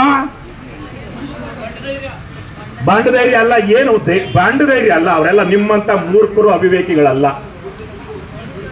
ನೀವು ಬಂಡ ಧೈರ್ಯ ಅಂದ್ರೆ ನಿಮ್ಮಂತ ಮೂರ್ಖರು, ಅವಿವೇಕಿಗಳಲ್ಲ ಇವತ್ತಿನ ರಾಜಕಾರಣಿಗಳು. ಏನ್ ಧೈರ್ಯನ? ದುಡ್ಡು ಅಂದ್ರೆ ಏನ್ ದುಡ್ಡು ಅಂದ್ರೆ ಇಲ್ಲಿರೋ ಜನ ಈ ಗೆಜ್ಜಲಗೆರೆಯವರು ಏನೋ ರೈತ ಹುತಾತ್ಮರು ಇದಂತಲ್ಲ, ಅವ್ರಿಗೆ ಯಾವ ಆ ತರದ ಭಾವನೆಗಳೇ ಇಲ್ಲ. ಇಲ್ಲೇನೋ ಪ್ರಜ್ಞಾವಂತ ಜನರಿದ್ದಾರೆ, ತಿಳುವಳಿಕಸ್ಥ ಜನರಿದ್ದಾರೆ ಅನ್ನುವ ಭಾವನೆ ಅವ್ರಿಗಿಲ್ಲ. ಗೆಜ್ಜಲಗೆರೆ ಇರ್ಲಿ, ಸೋಮನಹಳ್ಳಿ ಇರ್ಲಿ, ಚಾಮನಹಳ್ಳಿ ಇರ್ಲಿ, ಕೊರವನಹಳ್ಳಿ ಇರ್ಲಿ, ಬಿಸಾಕಿದರೆ ಬಂದು ಓಟ್ ಹಾಕ್ತವೆ ಅಧಿಕಾರಿಗಳು. ಜ್ಞಾಪಕ ಇಟ್ಕೊಳ್ಳಿ. ಇವತ್ತು ನಿಮ್ಮ ಅಭಿಪ್ರಾಯಕ್ಕೆ, ನಿಮ್ಮ ಸ್ವಂತಿಕೆಗೆ, ನಿಮ್ಮ ಗೌರವ ಘನತೆಗೆ ಬೆಲೆ ಇಲ್ಲ. ಇವ್ರದೆಷ್ಟು ರೇಟು? 1,000 ರೂಪಾಯಿ, ಅವ್ರದೆಷ್ಟು 500 ರೂಪಾಯಿ, ಅವ್ರದೆಷ್ಟು 1,500. ಇವ್ರಿಗೆ ಲಿಕ್ಕರು, ಅವ್ರಿಗೆ ಲಿಕ್ಕರು, ಇವ್ರಿಗೆ ಕುಕ್ಕರು. ಎಲ್ಲ ಆ ಕಡೆ ಇದಾರಲ್ಲ, ಅವ್ರಿಗೇನದು ಕೇಳಿಸ್ತಾ ಇದ್ದಾರಪ್ಪ ಹಿಂದೆ ಆ ಕಡೆ ಕೇಳಿಸ್ತಾ ಇದೆಯಲ್ವಾ? ನಿಮ್ಗೇನು ಲಿಕ್ಕರು, ಇವ್ರಿಗೆ ಕುಕ್ಕರು. ಇವತ್ತು ಎಲೆಕ್ಷನ್ ಬಂತು ಅಂದ್ರೆ 17-18 ವರ್ಷದ ಯುವಕರಿಗೆ, ಗಂಡು ಮಕ್ಕಳಿಗೆ ಎಣ್ಣೆ ಕುಡಿಸುವ ದೀಕ್ಷೆ ಕೊಡುವಂತಹ ಸುಸಂಧಿ ಕಾಲ. ಯಾರಾದ್ರೂ ಇವತ್ತು ಮಕ್ಕಳು, ನಿಮ್ಮ 17-18 ವರ್ಷದ ಮಕ್ಕಳು, ನಿಮ್ಮ ಮಕ್ಕಳಿದ್ದಾರೆ, ಓಟು ವಯಸ್ಸಿಗೆ ಬಂದಿದೆ ಅಂದ್ರೆ ಹುಷಾರಾಗಿರಿ. ಎಲೆಕ್ಷನ್ ಬಂತು ಅಂದ್ರೆ ನಿಮ್ಮ ಮಕ್ಕಳು ಈ ಅಪಾಪೋದಿಗಳ, ಪೋಖ್ರಿಗಳ ಜೊತೆ ಸೇರ್ಕೊಂಡು ಬಾರಲ್ಲಿ, ಡಾಬಾದಲ್ಲಿ ಕುಡಿದುಕೊಂಡು ಅಭ್ಯಾಸ ಮಾಡ್ಕೊಂಡು ಎಲೆಕ್ಷನ್ ಮುಗಿದ ಮೇಲೆ ನಿಮ್ಮನ್ನ ಹೊಡೆದು ಬಡ್ದು, ನಿಮ್ಮನ್ನ ಕಾಡಿಸಿ ಪೀಡಿಸಿ ದುಡ್ಡು ತಗೊಂಡು ಹೋಗಿ ಕುಡಿತಾರೆ. ಅದಕ್ಕೆ ಅಭ್ಯಾಸ ಯಾವಾಗ ಮಾಡಿಸ್ತಾರೆ? ಎಲೆಕ್ಷನ್ ಟೈಮಲ್ಲಿ ಮಾಡಿಸ್ತಾರೆ. ಇದು ಆ ಉದಯ್ ಅನ್ನುವಂತಹ ಒಬ್ಬ ಶ್ರೀಮಂತ ರಾಜಕಾರಣಿಗೆ, ಕಾಂಗ್ರೆಸ್ ಪಕ್ಷದ ಹಾಲಿ ಶಾಸಕನಿಗೆ ಇರುವಂತಹ ಧೈರ್ಯ. ಹಠ ಬೇರೆ. ಯಾಕಂದ್ರೆ ಅವ್ರು ಮಾಡ್ಲೇಬೇಕು. ಹೋದ ವರ್ಷ ಒಂದು 50-100 ಕೋಟಿ ಖರ್ಚು ಮಾಡಿದ್ರು. ಈಗ ಮುಂದಿನ ಇನ್ನೊಂದು 2 ವರ್ಷಕ್ಕೆ ಎಲೆಕ್ಷನ್ ಬರುತ್ತೆ. ಆವತ್ತು 50 ಕೋಟಿ 100 ಕೋಟಿ ತರಬೇಕಲ್ಲ. ಏನ್ ದುಡ್ಡು ತರ್ತಾನ? ಎಲ್ಲಿಂದ ತರ್ತಾನೆ? ನಿಮ್ ಗೆಜಲ್ಗೆರೆ ಗ್ರಾಮದ್ದು, ಅಕ್ಕಪಕ್ಕದ ಗ್ರಾಮದ್ದು ಒಂದು 5 ಎಕರೆ, 10 ಎಕರೆ, 20 ಎಕರೆ, 40 ಎಕರೆ ಲೇಔಟ್ ಮಾಡಿದ್ಮೇಲೆ ಅದರಲ್ಲಿ 100 ಕೋಟಿ ಬರುತ್ತೆ. ಯಾರು ಭೂಮಿ? ದುಡ್ಡು ಯಾರದು? ಓಟ್ ಯಾರದು? ನಿಮ್ಮ ಓಟ? ದುಡ್ಡಿನ ಓಟು. ಈ ಗರ್ವ, ಈ ಅಹಂಕಾರ ಈ ರಾಜಕಾರಣಿಗಳನ್ನ ಈ ತರ ಮಾಡ್ತಿರುವಂತದ್ದು. ಇಷ್ಟು ಜನ ನಾನು ಮಾಡ್ತಿರುವಂತ ಕೆಲಸಕ್ಕೆ ವಿರುದ್ಧ ಇದ್ದಾರೆ ಅಂದಿದ್ರೆ 20-30 ವರ್ಷದಿಂದ ರಾಜಕಾರಣಿಗಳು ಇಂಥ ಧೈರ್ಯ ಮಾಡ್ತಾ ಇರ್ಲಿಲ್ಲ. ಭಯ ಪಡ್ತಾ ಇದ್ರು, ಕೈ ಮುಗಿತಿದ್ರು, ಜೊತೆಗಿರ್ತೀವಿ ನಾವು ಅಂತ ಇದ್ರು. ಅವರೇ ಇಲ್ಲಿ ಬಂದು ಧರಣಿ ಕೂತು ಇಲ್ಲಿಂದ ವಿಧಾನಸೌಧದ ತನಕ ಅವ್ರದೇ ಸರ್ಕಾರ ಅಲ್ಲೇನೋ ವಿಧಾನಸೌಧದಲ್ಲಿ ಕೂತಿರೋ ತೀರ್ಮಾನ ಮಾಡಿದ್ರೆ ಅವರೇ ಹೋಗಿ ಪಾದಯಾತ್ರೆ ಹೋಗಿ ಅದನ್ನ ಹಿಂಪಡೆಯೋದಿಕ್ಕೆ ಕೆಲಸ ಮಾಡ್ತಾ ಇದ್ರು. ಇವತ್ತು ಮಾಡ್ತಿದಾರಾ? ಇವತ್ತು ಇಲ್ಲೂನು ಇವೆಲ್ಲ ಗೆಜಲ್ಗೆರೆ ಗ್ರಾಮಸ್ಥರಿಗೆ ಒಂದಷ್ಟು ಇತಿಹಾಸ ಇದೆ, ನನಗೆ ಗೊತ್ತಿದೆ. ಆದರೆ ಇಲ್ಲೂನು ಒಂದಷ್ಟು ಜನಕ್ಕೆ ಸಾಕೊಂಡಿರ್ತಾರೆ. ಊರಲ್ಲೇ ಒಂದಷ್ಟು ಜನಕ್ಕೆ ಸಾಕೊಂಡು ಅವರಲ್ಲೇನೆ ಏನೇನೋ ಭೇದ ಹುಟ್ಟಿಸಿ ಊರ ಒಗ್ಗಟ್ಟು ಹೊಡೆದು, ಅದೇ ಮಿಕ್ಕವ್ರಿಗೆ ಏನ್ ಹೇಳೋದು, ಅವ್ರು ಹಂಗಸೋ ಹಂಗೆ ಅಲ್ಲೇನೋ ಬಿರಿಯಾನಿ ಕೊಡ್ತಿದ್ದಾರೆ, ಬಾರ್ ಕೊಡ್ತಾರೆ, ಅಲ್ಲೊಂದು ಬಾರೇ ಓಪನ್ ಆಗ್ಬಿಟ್ಟಿದೆ ಅನ್ನೋ ತನಕ್ಕೆ ಇಲ್ಲಿ ಯಾರು ಇಲ್ಲಿಂದ ದುಡ್ಡು ಬರ್ತಾ ಇದೆ ಅಂತ. ಈ ಹೋರಾಟಕ್ಕೆ ದುಡ್ಡು ಬೇಕೇನ್ರಮ್ಮ? ಅಲ್ಲೇನೋ ಒಂದು ಅನ್ನ ಸಾರು ಹಪ್ಪಳ, ನಮ್ಮ ಪಕ್ಷದ ಅದೇ ಮೆನು, ಅನ್ನ ಸಾರು ಹಪ್ಪಳ ಚೂರು, ಆ ತರದ ಒಂದು ಮೆನು ಅಷ್ಟೇ ತಾನೆ. ಆಮೇಲೆ ಒಂದಷ್ಟು ಜನ 20, 50, 100 ಜನ ತಿಂತಾರೆ. ಸ್ವಲ್ಪ ಜಾಸ್ತಿ ಬಂದಾಗ ಒಂದ್ ಸ್ವಲ್ಪ ಜಾಸ್ತಿ ತಿನ್ಬೋದು. ಮಿಕ್ಕವರೆಲ್ಲ ಮನೆಗೆ ಊಟ ಮಾಡ್ತಾರೆ. ಈ ಹೋರಾಟಕ್ಕೆ ಯಾರು ದುಡ್ಡು ಬೇಕಾ? ಏನ್ ಬೇಕು? ಜನ ಬೇಕು ಅಷ್ಟೇ. ಜನ ನೀವೇ ಬಂದಿದ್ದೀರಾ. ಇಲ್ಲಿ ಯಾರು ನಿಮ್ ಬಲವಂತ ಕರ್ಕೊ ಬಂದಿದಾರಾ? ಸುನಂದಕ್ಕೆ ಏನಾರೇ ಬಂದ್ರೆ ಸಂಜೆಗೆ ರವಿಕೆ ಕೊಡ್ತೀನಿ, ಸೀರೆ ಕೊಡ್ತೀನಿ, ಲಂಗ ಕೊಡ್ತೀನಿ ಅಂತ ಹೇಳಿದಾರ? ನಿಮ್ಗೇನಾದ್ರು ಏನ್ರಪ್ಪ? ನಿಮ್ಗೆ ಅವ್ರು ಜಯರಾಮ್ ಅವರು ಸಂಜೆಗೆ ಎಣ್ಣೆ ಕೊಡ್ತೀನಿ ಅಂತ ಹೇಳಿದಾರ? ಬಾಡೂಟದ ಏನಾದ್ರು ವ್ಯವಸ್ಥೆ ಆಗಿದೆಯಾ? ಇಲ್ಲವಲ್ಲ. ನಿಮ್ಮ ಮನಸ್ಥಿತಿಯನ್ನ, ನಿಮ್ಮ ಹೋರಾಟದ ಮನೋಭಾವವನ್ನ, ನೀವು ಯಾಕಾಗಿ ಹೋರಾಟ ಮಾಡ್ತಿದ್ದೀರ ಅನ್ನೋದು ಗೊತ್ತಿಲ್ಲದೆ ಇರುವಂತ ಅವಿವೇಕಿ ಮಾತ್ರ ಆ ತರಹದ ಉದಾಹರಣೆ ಕೊಡೋದಿಕ್ಕೆ ಸಾಧ್ಯ. ಇವತ್ತು ನಾವು ಬೆಂಗಳೂರಲ್ಲಿ ವಾಸ ಮಾಡ್ತಿದ್ದೀನಿ. ನಮ್ಮ ಬೆಂಗಳೂರಲ್ಲಿ ಇವತ್ತು ದೊಡ್ಡ ಕಾರ್ಪೊರೇಷನ್ ಇತ್ತು. ಮೊದಲು ಬೆಂಗಳೂರು ಸಿಟಿ BCC ಅಂತ ಇದ್ರು, ಬೆಂಗಳೂರು ಸಿಟಿ ಕಾರ್ಪೊರೇಷನ್. ಆಮೇಲೆ ಅದನ್ನ ಸುತ್ತಮುತ್ತ ಇರುವಂತ ಒಂದಷ್ಟು ಹಳ್ಳಿಗಳನ್ನ ಸೇರ್ಕೊಂಡು ಏನ್ ಮಾಡಿದ್ರು? BBMP ಅಂತ ಮಾಡಿದ್ರು, ಬೃಹತ್ ಬೆಂಗಳೂರು ಮಹಾನಗರ ಪಾಲಿಕೆ. ಇವತ್ತು ಬೃಹತ್ ಬೆಂಗಳೂರು ಮಹಾನಗರ ಪಾಲಿಕೆಯನ್ನ ಮಾಡಿ ಅದನ್ನ ಏನ್ ಮಾಡಿದ್ದಾರೆ? GBA. ಎಷ್ಟು ಕಾರ್ಪೊರೇಷನ್ಗಳು? GBA ಹೆಸರಿಗೆ ಇದೆಲ್ಲ ಗ್ರೇಟರ್ ಬೆಂಗಳೂರು ಅಥಾರಿಟಿ ಅಂತ. ಬೆಂಗಳೂರಲ್ಲಿ 5 ಕಾರ್ಪೊರೇಷನ್ ಮಾಡಿದ್ದಾರೆ. ಬೆಂಗಳೂರು ಉತ್ತರ, ದಕ್ಷಿಣ, ಪೂರ್ವ, ಪಶ್ಚಿಮ, ಕೇಂದ್ರ ಅಂತ ಹೇಳಿ. ಅಧಿಕಾರ ವಿಕೇಂದ್ರೀಕರಣ. ಒಂದು ಕಾರ್ಪೊರೇಷನ್ ನಾವು ನಡೆಸೋದಿಕ್ಕೆ ಆಗೋದಿಲ್ಲ. 1.25 ಕೋಟಿ ಜನಸಂಖ್ಯೆ ಇರುವಂತಹ, ಸುಮಾರು 1.5 ಕೋಟಿ ಜನಸಂಖ್ಯೆ ವ್ಯಾಪ್ತಿ ಬರುವಂತಹ ಬೆಂಗಳೂರು ನಗರಕ್ಕೆ ಒಂದೇ ಕಾರ್ಪೊರೇಷನ್, ಒಂದೇ ಕಮಿಷನರ್ ಇವರೇ ಮಾಡೋದಿಕ್ಕೆ ಆಗೋದಿಲ್ಲ. ಹಾಗಾಗಿ ನಾವು ಇದನ್ನ ಕಾರ್ಪೊರೇಷನ್ ವಿಭಜಿಸಬೇಕು ಅಂತೇಳಿ 5 ಕಾರ್ಪೊರೇಷನ್ ಮಾಡಿದಾರವ. ಎಷ್ಟು? 5 ಕಾರ್ಪೊರೇಷನ್. ಇವತ್ತು ಹಾಗೆಲ್ಲ ಅಧಿಕಾರ ವಿಕೇಂದ್ರೀಕರಣ, ಆಡಳಿತ ಸುಗಮವಾಗಿ ನಡೀಲಿ ಅಂತ ಮಾಡ್ತಿರೋವಾಗ ನಿಮ್ಮ ಗ್ರಾಮ ಪಂಚಾಯತಿನ ನಗರಸಭೆಗೆ ಸೇರಿಸ್ತಾರೆ ಅಂದ್ರೆ ಇವರಿಗೆ ಯಾವ ಕಾರಣಕ್ಕಾಗಿ ಸೇರಿಸ್ತಾ ಇದ್ದಾರೆ? ನಿಮ್ಮ ಒಳ್ಳೇದಕ್ಕೆ ಸೇರಿಸ್ತಾ ಇದ್ದಾರಾ? ನಿಮ್ಮೂರಲ್ಲಿ ಇವತ್ತು 5,000 ಜನಸಂಖ್ಯೆ ಇರುವಂತಹ ಗ್ರಾಮ ಪಂಚಾಯತಿ ಇದು. ಎಷ್ಟು ಜನ ಸದಸ್ಯರು? 10 ಜನ. ನೀವು ನಗರಸಭೆಗೆ ಸೇರಿದ್ರೆ ಇಷ್ಟೂ ಜನಕ್ಕೆ ಒಂದೋ ಎರಡೋ ವಾರ್ಡು. ನಿಮ್ಮಲ್ಲಿರುವಂತಹ ಅಕ್ಕಪಕ್ಕದ ಮನೆಯವರಿಗೆ, ನಿಮ್ಮ ಮನೆಯವರಿಗೆ ಇಲ್ಲಿ ಮುಂದಿನ ದಿನಗಳಲ್ಲಿ ಗ್ರಾಮ ಪಂಚಾಯತಿ ಸದಸ್ಯರಾಗುವಂತದ್ದು, ಜನಪ್ರತಿನಿಧಿಗಳಾಗುವಂತ ಯಾವ ಅವಕಾಶವೂ ಸಿಗಲ್ಲ. ಜನ ಜಾಸ್ತಿ ಆದಷ್ಟು ಯಾರು ಗೆಲ್ತಾರೆ? ಮತದಾರರು ಜಾಸ್ತಿ ಆದಷ್ಟು ಗೆಲ್ಲೋರು ಯಾರು? ಯಾರಕ್ಕ? ಏನಮ್ಮ? ಮತದಾರರು ಜಾಸ್ತಿ ಆದಷ್ಟು ಗೆಲ್ಲುವ ಶಕ್ತಿ ಯಾರಿಗಿರುತ್ತೆ? ದುಡ್ಡು ಜಾಸ್ತಿ ಇರೋರಿಗೆ, ಶ್ರೀಮಂತರಿಗೆ. ಅರ್ಥ ಮಾಡ್ಕೊಳ್ಳಿ. ಈಗ ನಿಮ್ಮೂರಿನ ಗ್ರಾಮ ಪಂಚಾಯತಿರು ಮೂರ್ಖರು ಅದು ಎಷ್ಟು ಜನ ಸಪೋರ್ಟ್ ಮಾಡಿದಾರೋ ಎಷ್ಟು ಜನ ವಿರೋಧ ಮಾಡಿದಾರೋ ಗೊತ್ತಿಲ್ಲ. ಆ ಮೂರ್ಖರಿಗೂ ಅರ್ಥ ಆಗಬೇಕು, ಸಪೋರ್ಟ್ ಮಾಡಿರುವಂತ ಮೂರ್ಖರಿಗೂ ಇನ್ನು ಅವರ ಅಪ್ರಾಣಿ ಈ ಜನ್ಮೇಪಿ ಅವರಿಗೆ ನಗರಸಭೆ ಸದಸ್ಯರಾಗೋದಿಕ್ಕೆ ಸಾಧ್ಯನೇ ಇಲ್ಲ. ಆಗೋ ಇದು ಗ್ರಾಮ ಪಂಚಾಯತಿ ಆಗಿದ್ರೆ ಗ್ರಾಮ ಪಂಚಾಯತಿ ಸದಸ್ಯರಾಗಿ ನಾನು ಒಬ್ಬ ಊರಿನ ಮುಖಂಡ ಅಂತ ಅನ್ಸ್ಕೊಳ್ಬಹುದು. ನೀವು ಇಲ್ಲಿಂದ ಮದ್ದೂರ್ಗೆ ಹೋದ್ರೆ ನಿಮ್ಮನ್ನಲ್ಲ ಯಾರನ್ನ ಇವಾಗ ಗ್ರಾಮ ಪಂಚಾಯತ್ ಸದಸ್ಯ ಆಗಿರ್ತಾರಲ್ಲ, ಇದೇನೋ ಇವ್ ನಂತರ 5 ಬೆರಳಿಗೆ 5 ಉಂಗ್ರ ಇಲ್ಲ, ಕುತ್ತಿಗೆಗೆ ನಾಯಿ ಚೈನ್ ಇಲ್ಲ. ಯಾಕಂದ್ರೆ ಇನ್ನು ಗೆಜ್ಜಲ್ಗೆರೆ ಅನ್ನುವಂತ ಒಂದು ಆಫ್ಟರ್ ಗ್ರಾಮ ಪಂಚಾಯತಿ ಸದಸ್ಯ ನಗರಸಭೆ ಸದಸ್ಯರಾಗ್ತಾರಲ್ಲ, ಎಂತವ್ರು ಆಗ್ಬೇಕವ್ರು? 5 ಬೆರಳಿಗೆ 5 ಉಂಗ್ರ, ಕುತ್ತಿಗೆಗೆ ಬಂಗಾರದ ನಾಯಿ ಚೈನ್ ರವ. ಆಮೇಲೆ ಅದೇನೋ ಇವಾಗ ಆಗ್ತದೆ ನಾಯಿಗೆ ಅಂತದಲ್ಲ. ಯಾವ ಚೈನ್ ಅಣ್ಣ? ಬಂಗಾರದ ನಾಯಿ ಚೈನ್ ಆಗಿರೋರು ಮಾತ್ರ ನಿಮ್ಮ ಊರಿನ ನಗರಸಭೆ ಸದಸ್ಯರಾಗ್ತಾರೆ. ಆ ಮೂರ್ಖರಿಗೆ, ಅವ್ರ ಮನೆಯವರಿಗೆ, ಅವ್ರ ಬೆಂಬಲಿಗರಿಗೆ ಅವೆಲ್ಲ ಗೊತ್ತಾಗ್ತದೆ. ಇದು ದೇಶ ಇವತ್ತು ಯಾರ ಕೈಗೆ ಹೋಗ್ತಾ ಇದೆ ಅಂದ್ರೆ ದುಡ್ಡು ಮಾಡಿರುವಂತವರ ಕೈಗೆ. ಅದು ಯಾವ ತರದ ದುಡ್ಡು? ಮೋಸ, ವಂಚನೆ, ಅಕ್ರಮಗಳನ್ನ ಮಾಡಿ ದುಡ್ಡು ಮಾಡಿರುವಂತವರಿಗೆ, ಬ್ಲಾಕ್ ಮನಿ ಇಟ್ಕೊಂಡಿರುವಂತವರಿಗೆ, ಹಣ ಚೆಲ್ಲಿ ಹೆಂಡ ಕುಡಿಸಿ ಓಟು ತೆಗೆದುಕೊಳ್ಳುವಂತ ತಾಕತ್ತಿರುವಂತವರಿಗೆ ಮಾತ್ರ ಇವತ್ತು ಜನಪ್ರತಿನಿಧಿಗಳಾಗೋದಿಕ್ಕೆ ಸಾಧ್ಯ ಆಗ್ತಾ ಇದೆ. ಇವತ್ತು ನಮ್ಮ ರಾಜ್ಯ, ನಮ್ಮ ದೇಶ ಆ ಸ್ಥಿತಿಗೆ ಬಂದು ಮುಟ್ಟಿದೆ. ನಿಮ್ಮೂರಿನಲ್ಲಿ ಒಂದು ಗ್ರಾಮ ಪಂಚಾಯತಿ ಮಾದರಿ ಗ್ರಾಮ ಪಂಚಾಯತಿಗಳು ಆಗ್ಬೇಕಾಗಿತ್ತು ನಮ್ಮ ದೇಶದಲ್ಲಿ. ಈ ಊರಿಗೆ ಏನು ಬೇಕು? ಎಷ್ಟು ಜನ ವಿದ್ಯಾವಂತರಿದ್ದಾರೆ? ಎಷ್ಟು ಜನ ಯಾವ್ಯಾವ ಉದ್ಯೋಗ ಮಾಡ್ತಾ ಇದ್ದಾರೆ? ಇವರಿಗೆ ಇನ್ನೂ ಹೆಚ್ಚಿನ ಆದಾಯ ಬರಬೇಕು ಅಂದ್ರೆ ಯಾವ ಉದ್ಯೋಗ, ಉದ್ದಿಮೆ ಇಲ್ಲಿ ತರಬೇಕು? ನಮ್ಮ ಊರಿನ ಆಡಳಿತ ವ್ಯವಸ್ಥೆ, ಗ್ರಾಮ ಪರಿಸರ ಹೇಗಿರಬೇಕು? ಎಲ್ಲ ಯೋಚನೆ ಮಾಡುವಂತವರು ನಮ್ಮ ಸದಸ್ಯರು, ನಮ್ಮ ಅಧ್ಯಕ್ಷರಾಗಬೇಕಾಗಿತ್ತು. ಅಂತವ್ರು ಆಗ್ತಾ ಇದ್ದಾರಾ? ಯಾಕೆ? ನಾವೇನೆ ನಿಂತ್ಕೊಂಡಿರೋ ಜಾತಿ ನೋಡ್ತೀವಿ, ನಿಂತ್ಕೊಂಡಿರೋ ನಮ್ಮ ನೆಂಟನೋ ಅಲ್ವ ಅಂತ ನೋಡ್ತೀವಿ, ನಿಂತ್ಕೊಂಡಿರೋ ನಮ್ಗೇನು ಕೊಡ್ತಾನೆ ಅಂತ ನೋಡ್ತಾ ಇದ್ದೀವಿ. ನಮ್ಮ ಲಿಂಗೇಗೌಡರು ಒಂದು ವಿಚಾರ ಹೇಳ್ತಾ ಇದ್ರು. ಅವರು ಎಲೆಕ್ಷನ್ ನಿಂತಾಗ ಅವ್ರ ತಾಯಿನ, ನಾನು ಚುನಾವಣಾ ಪ್ರಚಾರಕ್ಕೆ ಬಂದಿದ್ದೆ 2018 19 16 17 ಜಿಲ್ಲಾ ಪಂಚಾಯತಿ ಆಗಿದ್ದು. ಆ ಟೈಮಲ್ಲಿ ಅವ್ರ ತಾಯಿ ಪರ ಪ್ರಚಾರ ಮಾಡೋದಿಕ್ಕೆ ಲಿಂಗೇಗೌಡರಿಂದ ಸಾಕಷ್ಟು ಅನುಕೂಲ ಮಾಡ್ಕೊಂಡಿದ್ದಂತ ಒಬ್ಬ ಹೆಣ್ಮಗಳು, ಪಾಪ ಇಲ್ಲಿ ಯಾರೋ ಒಬ್ರು ಹೆಣ್ಮಗಳು ತೋರಿಸ್ಬೋದು, ಅವ್ರು ಆ ಥರ ಇಲ್ಲ ಅಂತ ತೋರಿಸ್ತಾ ಇಲ್ಲ ನಾನು. ಒಬ್ಬ ಹೆಣ್ಮಗಳು ಎಲೆಕ್ಷನ್ ದಿವಸ ಅವರಿಂದ ಪಾಪ ಹಿಂದೆ ಎಲ್ಲ ಸಾಲ ತಗೊಂಡು ದುಡ್ಡು ತಗೊಂಡು ಬೇರೆ ಬೇರೆ ರೀತಿಯಲ್ಲಿ ಅನುಕೂಲ ಮಾಡ್ಕೊಂಡಿದ್ದಂತ ಹೆಣ್ಮಗಳು ಎಲೆಕ್ಷನ್ ದಿವಸ ಹೋದಾಗ ಏನಕ್ಕ ಓಟ್ ಹಾಕಿದಂದ್ರೆ, ಗೌಡ, ಲಿಂಗೇಗೌಡ, ಏನು ನೀನು ನಿಂತ್ಬಿಟ್ರೆ ನಾನು ಹಾಕ್ಬಿಡ್ಬೇಕಾ? ನೀನೇನು ನನಗೆ ಕೊಟ್ಟಿಲ್ಲ ಇವತ್ತು ನನಗೂ ನಿನಗೂ ಯಾವ ಸಂಬಂಧನೂ ಇಲ್ಲ. ನಾಳೆಗೆ ಅದೇ ಸಂಬಂಧ ವಾಪಸ್ಸು ನಿನ್ ಮನೆಗೆ ಬರ್ತೀನಿ. ನೆನ್ನೆನೂ ಬರ್ತಿದ್ದೆ, ಇವತ್ತು ಮಾತ್ರ ಏನ್ ಸಂಬಂಧ? ದುಡ್ಡಿನ ಸಂಬಂಧ. ಈ ತರದ ಮನಸ್ಥಿತಿಲಿ ನಮ್ಗೆ ಯಾವ ದುಡ್ಡು ಕೊಡ್ತಾನೋ ಅವ್ರಿಗೆ ಓಟ್ ಹಾಕ್ತಾ ಬಂದಿರೋದಕ್ಕೆ ಇವತ್ತು ಉದಯ್ ಅನ್ನೋನೇನು ಅವ್ರಿಗಿಂತ ನೀಚರು ಭ್ರಷ್ಟರು ಕೂಡ ಗೆದ್ದು ಬರೋದಕ್ಕೆ ಸಾಧ್ಯ ಆಗಿದೆ. ನಿಮ್ಮ ಮನಸ್ಸುಗಳ ಮೇಲೆ ಸಮಾಧಿ ಎಳೆದು ಅವರು ಗೆಜ್ಜಲಿಗೆರೆ ಅಂತ ಐತಿಹ್ಯವರೆಲ್ಲ ಹೋಗಿ ಕೆಲಸ ಮಾಡಿಸ್ಕೊಳ್ಳುವಂತ ಒಂದು ಹೀನಾಯ ಜೀತದಾಳು ಸ್ಥಿತಿಗೆ ನಿಮ್ಮನ್ನ ತರೋದಕ್ಕೆ ಮಾಡಿರುವಂತಹ ಪ್ಲಾನ್. ಹಾಗಾಗಿನೇ ಯಾವ್ದಾದ್ರು ಇವತ್ತು ಒಂದು ಸರ್ಕಾರದಲ್ಲಿ ಒಂದಷ್ಟು ರೀತಿ ನೀತಿ ನಿಯಮಗಳಿದೆ. ಗ್ರಾಮ ಪಂಚಾಯಿತಿಯನ್ನ ಪಟ್ಟಣ ಪಂಚಾಯಿತಿ ಮಾಡಬೇಕು ಅಂದ್ರೆ ಏನಾಗಬೇಕು? ಪಟ್ಟಣ ಪಂಚಾಯಿತಿಯನ್ನ ಪುರಸಭೆ ಮಾಡಬೇಕು ಅಂದ್ರೆ ಎಷ್ಟು ಜನಸಂಖ್ಯೆ ಆಗಬೇಕು? ಪುರಸಭೆಯನ್ನ ನಗರಸಭೆಗೆ ಮೇಲ್ದರ್ಜೆಗೇರಿಸಬೇಕು ಅಂದ್ರೆ ಜನಸಂಖ್ಯೆ ಎಷ್ಟಿರಬೇಕು? ನಗರಸಭೆಯನ್ನ ಮಹಾನಗರ ಪಾಲಿಕೆಯನ್ನ ಬೃಹತ್ ನಗರ ಪಾಲಿಕೆ ಮಾಡಬೇಕಾದ್ರೆ ಇಷ್ಟು ಜನ ಆಗಿಲ್ಲ.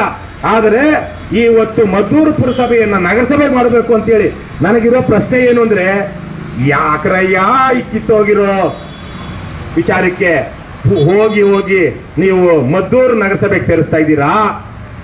ಮಂಡ್ಯ ಮಹಾನಗರ ಪಾಲಿಕೆಗೆ ಯಾಕೆ ಸೇರಿಸಿಲ್ಲ? ಅಯ್ಯೋ, ಅದು ಹಾಳಾಗೋಗ್ಲಿ. ಬೃಹತ್ ಬೆಂಗಳೂರು ಮಹಾನಗರ ಪಾಲಿಕೆಗೆ ಗೆಜ್ಜಲಗೆರೆನ ಯಾಕೆ ಸೇರಿಸಿಲ್ಲ? ಇನ್ನೇನಾದ್ರು ಬೃಹತ್ ಬೆಂಗಳೂರು ಮಹಾನಗರ ಪಾಲಿಕೆ ಆಗಿದ್ರೆ ವಿಶ್ವ ಮಹಾನಗರ ಪಾಲಿಕೆ ಅಂತ ಏನಾದ್ರು ಮಾಡೋಕೆ ಸಾಧ್ಯ ಇದ್ದಿದ್ರೆ ಬೆಂಗಳೂರಿನ ಮಾಡಿ ಸೇರಿಸಬಹುದಾ? ಆಗುತ್ತೇನ್ರವ? ಇದು ಯಾವುದು ನಗರಸಭೆಗೆ ಯಾಕೆ ಮಂಡ್ಯ ಮಹಾನಗರ ಪಾಲಿಕೆಗೆ ಸೇರಿಸಬಹುದಿತ್ತಲ್ಲ? ಯಾಕೆ? ಇವರಿಗೆ ಎಲ್ಲೆಲ್ಲಿ ಅಧಿಕಾರಿಗಳ ರಾಜ್ಯ ಇರುತ್ತೋ ಅಲ್ಲೇ ಇವರು ಕೊಳ್ಳೆ ಹೊಡೆಯೋದು ಸುಲಭ ಆಗುತ್ತೆ.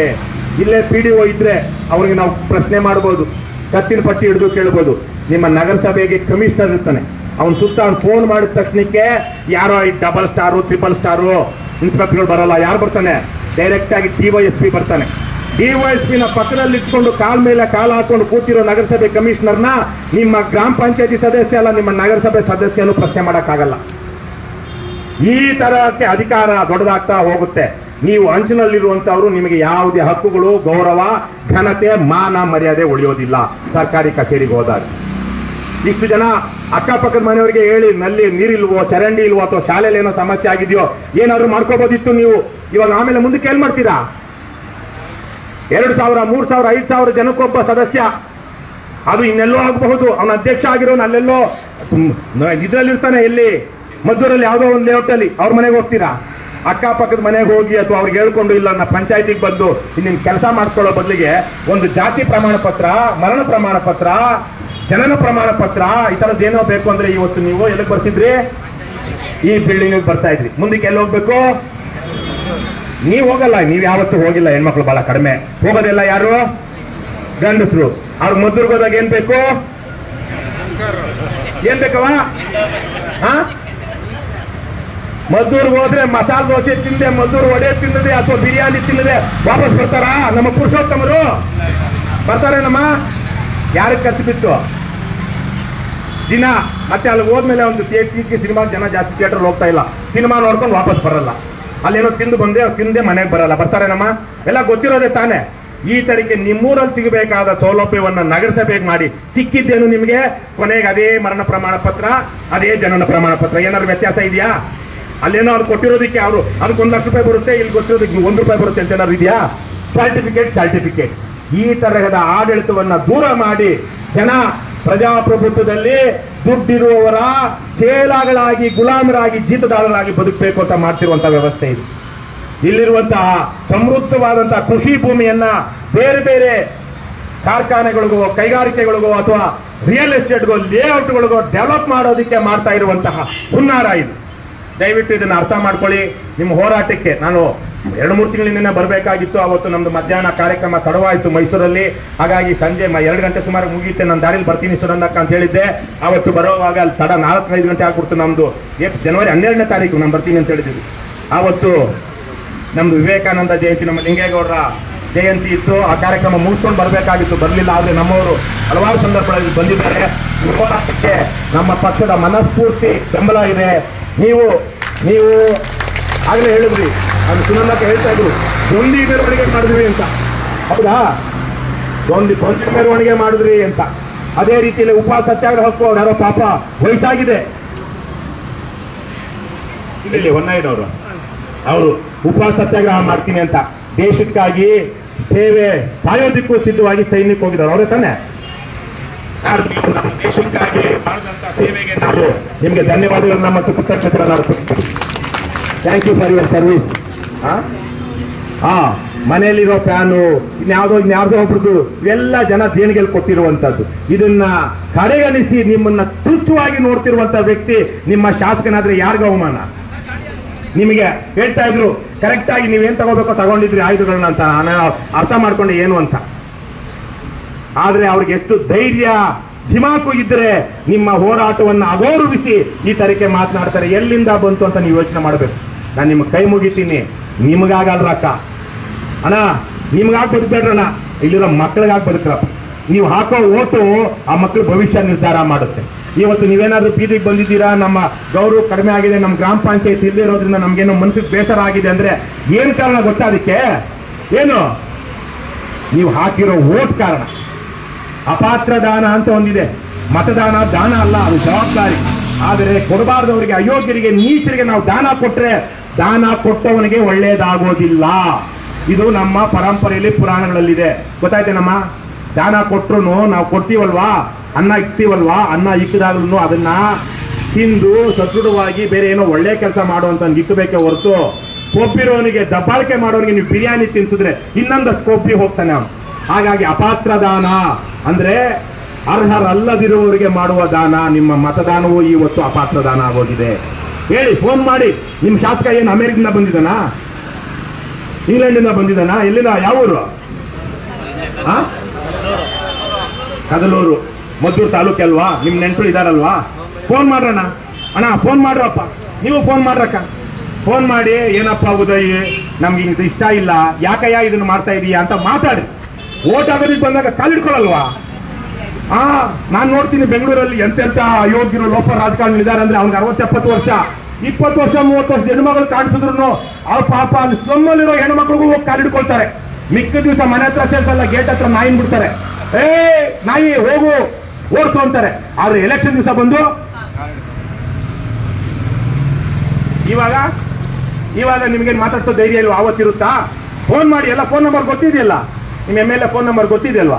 ಫೋನ್ ಕರೆ ಚಳವಳಿ ಮಾಡಿ, ಫೋನ್ ಮಾಡೋ ಚಳವಳಿ ಮಾಡಿ. ಇವತ್ತು ಸಾಧ್ಯ ನೀವು ಒಂದು 10-20 ಜನ ಉದಯಿಗೆ ಇದನ್ನೆಲ್ಲ ನಾವೇನ್ ಮಾತಾಡಿದೀವಿ ಎಲ್ಲ ರೆಕಾರ್ಡ್ ಆಗಿದೆ.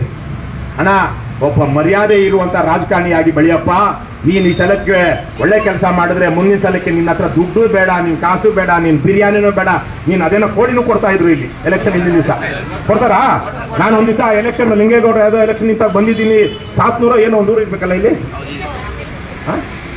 ಅಲ್ಲಲ್ಲ, ಇಲ್ಲಿ ಯಾವುದೋ ಒಂದು ಸಾಯಿಂದ ಬರೋ ಒಂದು ಊರು, ಸಾಲಿಗ್ರಾಮನಲ್ಲ, ಚಾದಹಳ್ಳಿ. ಅವತ್ತು ನಾವು ಹೋಗ್ತಾ ಇದೀವಿ ಊರೊಳಗಡೆ, ಇದಕ್ಕಿದ್ದಂಗೆ ರಾತ್ರಿ 8:30 ಕರೆಂಟ್ ಕಟ್ ಆಗ್ಬಿಡ್ತು. ಯಾಕೆ ನೋಡ್ತಾ ಇದೀವಿ, ಮನೆಗೂ ಕೋಳಿ ಬಿಸಾಕ್ಬಿಟ್ಟು ಹೋಗ್ತಾ ಇದ್ರು.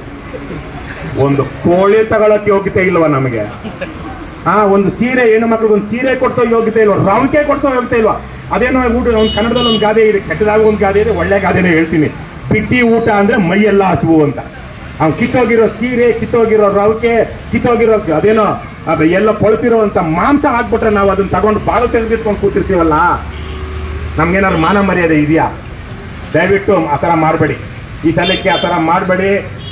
ನೀನು ಒಳ್ಳೆ ಕೆಲಸ ಮಾಡಿದ್ರೆ ಹಾಕ್ತೀನಪ್ಪ, ಓಟ್ ಹಾಕೋದು ನನ್ನ ಜವಾಬ್ದಾರಿ, ನನ್ಗೆ ಯಾರಿಗೆ ಹಾಕ್ಬೇಕು ಅಂತ ಗೊತ್ತಿದೆ, ನೀನು ಒಳ್ಳೆಯವನು ಅಂತ ಅನ್ಸಿದ್ರೆ ನಾನು ನಿನಗೆ ಹಾಕ್ತೀನಿ ಅಂತ ಹೇಳಿ ಇವತ್ತು ಫೋನ್ ಮಾಡ್ತೀರನಕ. ನಿಮ್ ನೆಂಟೆ ಏನು ಆಕಾಶ ಉದ್ರು ಬಂದಿಲ್ಲ, ಅದೇನು ನಕ್ಷತ್ರದಿಂದ ಬಂದಿಲ್ಲ. ಉದಯ್ ಅನ್ನುವಂತ ವ್ಯಕ್ತಿ ನಿಮ್ಮ ಅಕ್ಕಪಕ್ಕ ಮನೆ ಯಾರೋ ಸತ್ತಾಗ ನಿಮ್ಮೂರಲ್ಲಿ ಹಿರಿಯರು ತೀರ್ಕೊಂಡಾಗ ಬಂದಿದ್ರು ಇಲ್ವೋ? ಏನು ಅಮೆರಿಕದಿಂದ ಏನು ರಾಕೆಟ್ ಅಲ್ಲಿ ಇಳಿದಿದ್ದ? ಎಲ್ಲಿಂದ ಬಂದಿದ್ದು? ಬೆಂಗಳೂರಿಂದ ಮದ್ದೂರು ಕಾರಲ್ಲಿ ಬಂದು, ಮದ್ದೂರಿಂದ ಇಲ್ಗೂ ಕಾರಲ್ಲೇ ಬಂದಿದ್ದು, ಇಲ್ಲೇ ನಿಮ್ಮ ಮುಂದೆನೆ ಹೋಗಿದ್ದಲ್ವಾ? ಮನುಷ್ಯ ತಾನೇ? ಮೃಗನಾಗಿದ್ದ ನಾನು ಹೇಳಕ್ ಹೋಗಲ್ಲ, ಆದ್ರೆ ಮನುಷ್ಯ ತಾನೇ. ಮನುಷ್ಯನಿಗೆ ನೀವು ಮಾತಾಡ್ಬೋದು ತಾನೆ? ಮಾತಾಡಿ, ಫೋನ್ ಮಾಡಿ. ಇಲ್ಲೆಲ್ಲ ಕೂತ್ಕೊಂಡು ಇಷ್ಟೇ ಅಲ್ಲ, ಏನ್ ಮಾಡ್ಬೇಕು ಅಣ್ಣ, ನೆಕ್ಸ್ಟ್ ಟೈಮ್ ನಿನಗೆ ಓಟ್ ಹಾಕ್ತೀವಿ ಕಣಪ್ಪ, ಇದನ್ನ ಬಿಟ್ಬಿಡು, ಕೈ ಬಿಡು ಅಂತ ಹೇಳಿ. ಒಂದಷ್ಟು ನಿನ್ನ ಹಣ ಬೇಕಾಗಿಲ್ಲ, ನಿನ್ನ ಗುಣ ನಮಗ್ ಬೇಕು ಅಂತ ಹೇಳಿ 4 ಜನ ಹೇಳಿದ್ರೆ ಬದಲಾಗ್ತಾರೆ. ಅವ್ರಿಗೆ ಏನಾಗ್ಬಿಟ್ಟಿದೆ, ಅವ್ರ ಜೊತೆಗಿರೋರೆಲ್ಲ ಅಂತ ಪುಂಡ್ರು ಪೋಖ್ರಿಗಳೇ ಆಗ್ಬಹುದು. ಸುನಂದಕ್ಕ, ಕುವೆಂಪು ಅವ್ರು ನಮ್ಮ ಆದರ್ಶ ಏನ್ ಹೇಳ್ತಾರೆ, ಪಾಪಿಗೂ ಉದ್ಧಾರ ಮಿಹುದವು ಸೃಷ್ಟಿಯ ಮಹದ್ವ್ಯೂಹ ರಚನೆಯೊಳ್ಳು ಅಂತ. ಉದಯ ಬದಲಾಗಬಹುದು, ಅದನ್ನ ನಾವು ಪ್ರಯತ್ನ ಮಾಡ್ಲಿ, ಆದ್ರೆ ಹೋರಾಟ ಬಿಡ್ಬೇಡಿ ನಂಬ್ಕೊಂಡು. ಬದಲಾಗ್ತಾರಂತ ಹೋರಾಟ ಬಿಡ್ಬೇಡಿ, ಬದಲಾಗುವ ತನಕ ಪ್ರಯತ್ನ ಮಾಡಿ. ನೀವು ಅದನ್ನ ದಯವಿಟ್ಟು ಮಾಡಿ. ಫೋನ್ ಮಾಡಿ, ನಿಮ್ ನೆಂಟರು ಗಿಂಟರು ಇದ್ರೆ ಹೇಳಿಸಿ, ಆದ್ರೆ ಹೋರಾಟ ಬಿಡ್ಬೇಡಿ. ನೀವೇನು ಪ್ರತಿಭಟನೆ ಅಥವಾ ಉಪವಾಸ ಸತ್ಯಾಗ್ರಹ ಮಾಡ್ತೀರಾ, ಆ ಹೋರಾಟಕ್ಕೆ ನಾವು ಬರ್ತೀವಿ. ಸರಣಿ ಉಪವಾಸ ಸತ್ಯಾಗ್ರಹ ಅಂತ ಮಾಡಿ ಹಿರಿಯರು ಯಾರೋ ಕೂತ್ಕೊಳ್ತಾರೆ ಅಂದ್ರೆ ಅವ್ರು ಕೈ ಬಿಡಬೇಡಿ. ಪ್ರಾಮಾಣಿಕವಾಗಿ ಬಂದು ಕೂತ್ಕೊಳ್ಳಿ. ಪ್ರತಿ ದಿವಸನೂ ಈ ಹೋರಾಟವನ್ನ ಮುಂದುವರಿಸಿ. ನಾವು ಉಪವಾಸ ಸತ್ಯಾಗ್ರಹ ಬಂದಾಗ ನಾನು ಒಂದ್ ದಿವಸ ಬಂದು ಕೇವಲ ಬೆಳಗ್ಗೆ ಬಂದು ಸಂಜೆಗೆಲ್ಲ ಒಂದು ರಾತ್ರಿ ಅಹೋರಾತ್ರಿ ಬೇಕಾದ್ರೆ ನಾನು ಇಲ್ಲೇ ಕೂತ್ಕೊಳ್ತೀನಿ. ಅಹೋರಾತ್ರಿ ಉಪವಾಸ ಸತ್ಯಾಗ್ರಹ ನಾನು 8 ದಿವಸಗಳ ಕಾಲ ಮ್ಯಾಕ್ಸಿಮಮ್ ಇಲ್ಲಿ ತನಕ ಮಾಡಿರೋ ಉಪವಾಸ. ನೀರು ಬಿಟ್ಟರೆ ಬೇರೆ ಏನೂ ತಗೊಂಡಿರ್ಲಿಲ್ಲ 8 ದಿವಸಗಳು. ಹಾಗಾಗಿ ನಮ್ದು ಪ್ರಾಮಾಣಿಕವಾದ ಹೋರಾಟ ಇರುತ್ತೆ. ನೀವು ಆ ತರ ಕೂತಾಗ ನೀವಿರ್ಲಿ ಬಿಡ್ಲಿ, ನಾನಂತೂ ರಾತ್ರಿ ಇಲ್ಲೇ ಮಲಗುವಂತವನು. ಅಹೋರಾತ್ರಿ ಉಪವಾಸ ಅಂದಾಗ ಹಾಗೆ ಆಗ್ಬೇಕದು. ಬೆಳಿಗ್ಗೆಯಿಂದ ಸಂಜೆ ತನಕ ಇದ್ರೆ ಒಪ್ಪತ್ತು ಅಂತಾರೆ, ಅದು ಉಪವಾಸ ಅನ್ನಲ್ಲ. ಏನಂತಾರೆ? ಶಿವರಾತ್ರಿಗೆ ಒಪ್ಪತ್ತು ಮಾಡ್ತಾರಲ್ಲ, ಒಪ್ಪತ್ತು ಅಂತಾರೆ, ಉಪವಾಸ ಅನ್ನಲ್ಲ. ಉಪವಾಸ ಸತ್ಯಾಗ್ರಹ ಮಾಡೋಂಗಿದ್ರೆ ಬರೀ ನೀರಲ್ಲಿದ್ದು 2 ದಿವಸ 3 ದಿವಸ 6 ದಿವಸ ನಿಮ್ ಕೈಲಾದ ದಿವಸ ಮಾಡಿ. ಹೆಣ್ಮಕ್ಳನ್ನು ಮಾಡಿ, ಆರೋಗ್ಯಕ್ಕೂ ಒಳ್ಳೆಯದು. ನೀವು ಮಾಡ್ತಿರೋ ಹೋರಾಟಕ್ಕೆ ನಿಮ್ಗೆ ದೈಹಿಕವಾಗಿ ಮಾನಸಿಕವಾಗಿ ಅದು ನಿಮ್ಮನ್ನ ಶುದ್ಧ ಮಾಡುತ್ತೆ ಅಂತ ಹೋರಾಟದಲ್ಲಿ ನಾನಷ್ಟೇ ಅಲ್ಲ, ನಮ್ಮ KRS ಪಕ್ಷದ ಸೈನಿಕರು ಬಂದು ನಿಮ್ ಜೊತೆಗೆ ಸೇರ್ತಾರೆ ಅಂತ ನಾನು ಆಶ್ವಾಸನೆ ಕೊಡ್ತಾ, ಆಶ್ವಾಸನೆ ಇಲ್ಲ, ರಾಜಕಾರಣಿಗಳ ಆಶ್ವಾಸನೆ ಇಲ್ಲ, ನಮ್ದು ಮಾತಂದ್ರೆ ಮಾತು. ನಿಮ್ಮದು ಪ್ರಾಮಾಣಿಕವಾದ ಹೋರಾಟ ಇರಬೇಕು. ನೀವು ಅದನ್ನ ಚಿತ್ತಶುದ್ಧಿಯಿಂದ ಮಾಡಬೇಕು ಅಂತ ಹೋರಾಟಗಳಿಗೆ ನಮ್ಮ ಬೆಂಬಲ ಇದೆ. ಸುನಂದಕ್ಕ ಅವ್ರು ಇವತ್ತಿಂದಲ್ಲ, ನಾನು 10-15 ವರ್ಷಗಳಿಂದ ನೋಡ್ತಾ ಇದ್ದೀನಿ. ಅವರು ಒಬ್ಬ ಪ್ರಾಮಾಣಿಕ ಹೋರಾಟಗಾರ್ತಿಯಾಗಿ, ನಿಮ್ಮ ಜನಪ್ರತಿನಿಧಿಯಾಗಿ 26 ವರ್ಷಗಳಿಂದನೇ ಅವರು ಜಿಲ್ಲಾ ಪಂಚಾಯತ್ ಸದಸ್ಯ ಆಗಿದ್ದಂಥವ್ರು. ಆವತ್ತಿಂದ ಏನಾದ್ರು ಬದಲಾಗಿದ್ದಾರೆ? ಅವರು ಆವತ್ತಿದ್ದಾಗೆ ಇದ್ದಾರಲ್ವಾ? ಬೇರೆ 26 ವರ್ಷಗಳಿಂದ ಜನಪ್ರತಿನಿಧಿ ಆಗಿರೋರು ಯಾವತ್ತು ಆಗಿದ್ದಾರೆ? ಅವ್ರು ಕಾರ್ ನೋಡಿಲ್ಲ, ಆದ್ರೆ ಅವ್ರು ದೊಡ್ಡ ದೊಡ್ಡ ಕಾರುಗಳು ಹೆಂಗಿರುತ್ತೆ? ಫಾರ್ಚುನರ್, ಕೈಗೊಬ್ಬ ಕಾಲ್ಗೊಬ್ಬ. ಯಾರಲ್ಲಿ? ನರ್ತಕಿಯರನ್ನು ಬರಮಾಡಿ ಅಂತ ಕೆಲಸ ಮಾಡ್ತಾ ಇರೋದು ಇವತ್ತು ನಮ್ಮ MLA. ನಾಟಕ ನೋಡಿದ್ರಲ್ಲವಾ? ನೋಡಿದ್ರಿ ತಾನೆ? ಹಂಗೆ ತಾನೆ? ಮಧ್ಯದಲ್ಲಿ ಏನಾದ್ರು ಬ್ರೇಕ್ ಬೇಕು ಅಂದಾಗ ಏನಂತಾರೆ? ಸಿಂಹದ ಮೇಲೆ ಕೂತಿರೋನು ಏನ್ ಡೈಲಾಗು? ಯಾರಲ್ಲಿ? ಆಮೇಲೆ ನರ್ತಕಿಯರನ್ನು ಬರಮಾಡಿ ಅಂತ ಜನ ಇವತ್ತು ನಮ್ಮ MLAಗಳು. ಅದು ಯಾರಿಂದ ಆಗಿರೋದು? ನಮ್ಮಿಂದಾನೇ ಈ ಬದಲಾವಣೆ ಆಗ್ಬೇಕು. ಈ ಹೋರಾಟ ನೀವು ಮುಂದುವರಿಸಿ, ನಿಮ್ ಜೊತೆಗೆ ನಾವಿದ್ದೀವಿ ಅಂತ ಹೇಳ್ತಾ, ಗೆಜ್ಜಲಗೆರೆ ಗ್ರಾಮಸ್ಥರ ಹೋರಾಟಕ್ಕೆ, ಕರ್ನಾಟಕ ರಾಜ್ಯ ರೈತ ಸಂಘದ ಹೋರಾಟಕ್ಕೆ, ಕರ್ನಾಟಕ ರಾಜ್ಯ ಸಮಿತಿ ಪಕ್ಷಕ್ಕೆ ಬಿಡುಗಡೆ, ಲಂಚ ಮುಕ್ತ ಕರ್ನಾಟಕ ನಿರ್ಮಿಸೋಣ, ಭ್ರಷ್ಟಾಚಾರ ಮುಕ್ತ ಕರ್ನಾಟಕ ನಿರ್ಮಿಸೋಣ, ಬಸವಣ್ಣನ ಕಲ್ಯಾಣ ಕರ್ನಾಟಕ ನಿರ್ಮಿಸೋಣ, ಕುವೆಂಪುರವರ ಸರ್ವೋದಯ ಕರ್ನಾಟಕ ನಿರ್ಮಿಸೋಣ, ಕರ್ನಾಟಕ ರಾಷ್ಟ್ರ ಸಮಿತಿ ಪಕ್ಷಕ್ಕೆ, ಜೈ ಕರ್ನಾಟಕ ಮಾತೆಗೆ, ಜೈ ಕನ್ನಡ ಭುವನೇಶ್ವರಿಗೆ, ಜೈ ಸಿರಿಗನ್ನಡಂ ಗೆಲ್ಗೆ, ಸಿರಿಗನ್ನಡಂ ಬಾಳ್ವೆ, ಏನೇ ಆಗಲಿ ಒಳ್ಳೆಯದನ್ನೇ ಮಾಡಿ ಒಳ್ಳೆಯದನ್ನೇ ಮಾಡಿ ಮಾಡುತ್ತಲೇ ಇರಿ. ಜೈ ಹಿಂದ್, ಜೈ ಕರ್ನಾಟಕ, ಜೈ ಕರ್ನಾಟಕ, ಜೈ KRS. ನಮಸ್ಕಾರ.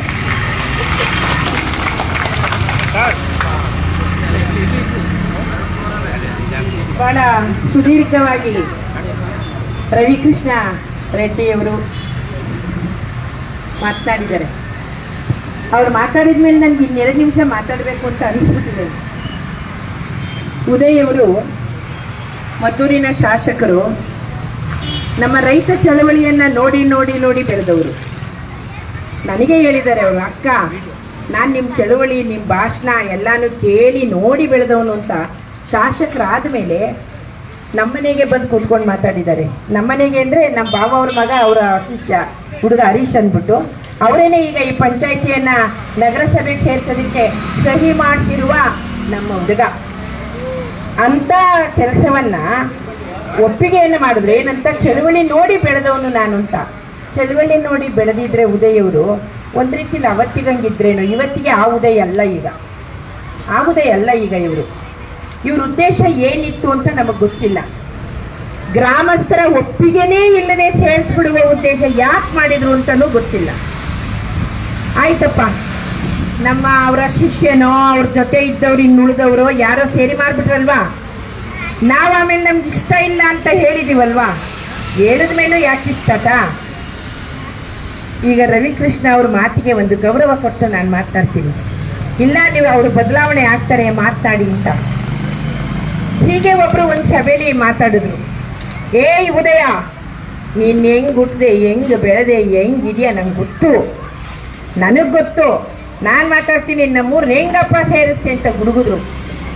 ಆಮೇಲೆ ಇದೇನಾಯ್ತೋ ಗೊತ್ತಿಲ್ಲ, ಅವ್ರು ಬರಲೇ ಇಲ್ಲ ಈ ಜಾಗಕ್ಕೆ. ನಮಗಂತೂ ಗೊತ್ತಾಗ್ಲಿಲ್ಲ ಯಾಕೆ ಬರ್ತಾ ಇಲ್ಲ ಅಂತ. ಗುಡುಗದವರು ಹಂಗೆ ಹಿಂಗೆ ಮಾತಾಡಿದ್ರು. ಇದೆಲ್ಲ ಫಿಲ್ಟರ್ ಆಗಿ ಕೂತಿರೋ ಜನ ಇಲ್ಲೆಲ್ಲ, ನಾವೀಗ ಫಿಲ್ಟರ್ ಆಗಿದ್ದೀವಿ. ಬಟ್ ಇವತ್ತಿಗೆ ಆ ಕಾರ್ಯಗಳಿಲ್ಲ ಅಂದಿದ್ರೆ ಇನ್ನೊಂದು 150-200 ಜನ ಇರ್ತಿದ್ವು. ಇನ್ನು ನಾವು 150 ಹೆಚ್ಚಿಗೆ ಇರ್ತಾ ಇದ್ವಿ.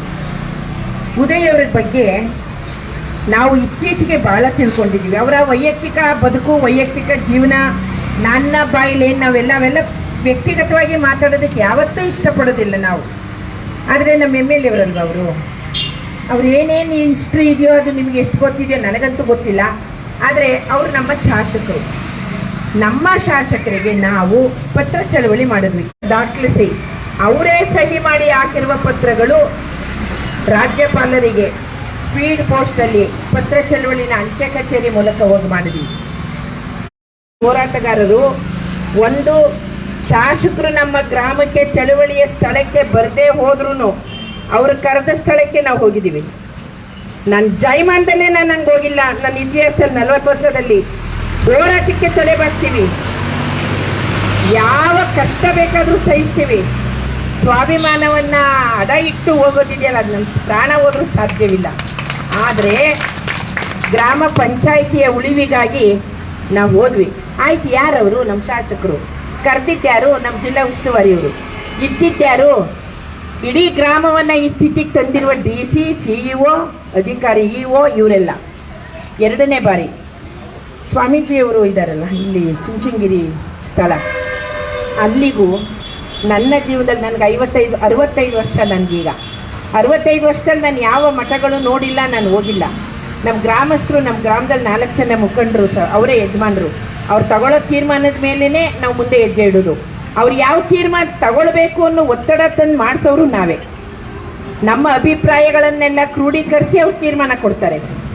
ಅವ್ರು ತೀರ್ಮಾನ ಕೊಡೋಕ್ಕೆ ಮುಂಚೆ ನಮ್ಮ ಅಭಿಪ್ರಾಯವನ್ನು ಚೆನ್ನಾಗಿ ಅವ್ರಿಗೆ ಅರ್ಥ ಮಾಡಿಸಿರ್ತೀವಿ. ಆದರೆ ಸ್ವಾಮೀಜಿಯವ್ರನ್ನ ಒಮ್ಮೆ ನೋಡಿ DK ಶಿವಕುಮಾರ್ ಅವರಿಗೆ ಒಂದು ಸಲ ಹೇಳಿಸಿ, ಅವರಿಗೆ ನಮ್ಮ ಭೇಟಿಗೆ ಅವಕಾಶ ಆಗಿಲ್ಲ. DK ಶಿವಕುಮಾರ್ ಅವರಿಗೆ, ಅವರು ನಮ್ಮ ರಾಜ್ಯದ ಉಪಮುಖ್ಯಮಂತ್ರಿಗಳು. ನಮಗೇನು ಹೋಗೋದಕ್ಕೆ ಬೇಜಾರೇನಿಲ್ಲ, ಅವಮಾನ ಏನಿಲ್ಲ. ಆದರೆ ಸಮಯನೇ ಹೊಂದಿಕೆ ಕೊಡ್ತಾ ಇಲ್ಲ ಅವರು. ಅವರ ಪರ್ಸನಲ್ ಸೆಕ್ರೆಟರಿಗಳಿರ್ತಾರಲ್ಲ, ಅವ್ರನ್ನೆಲ್ಲ ಸಂಪರ್ಕ ಮಾಡಿದ್ದೀವಿ.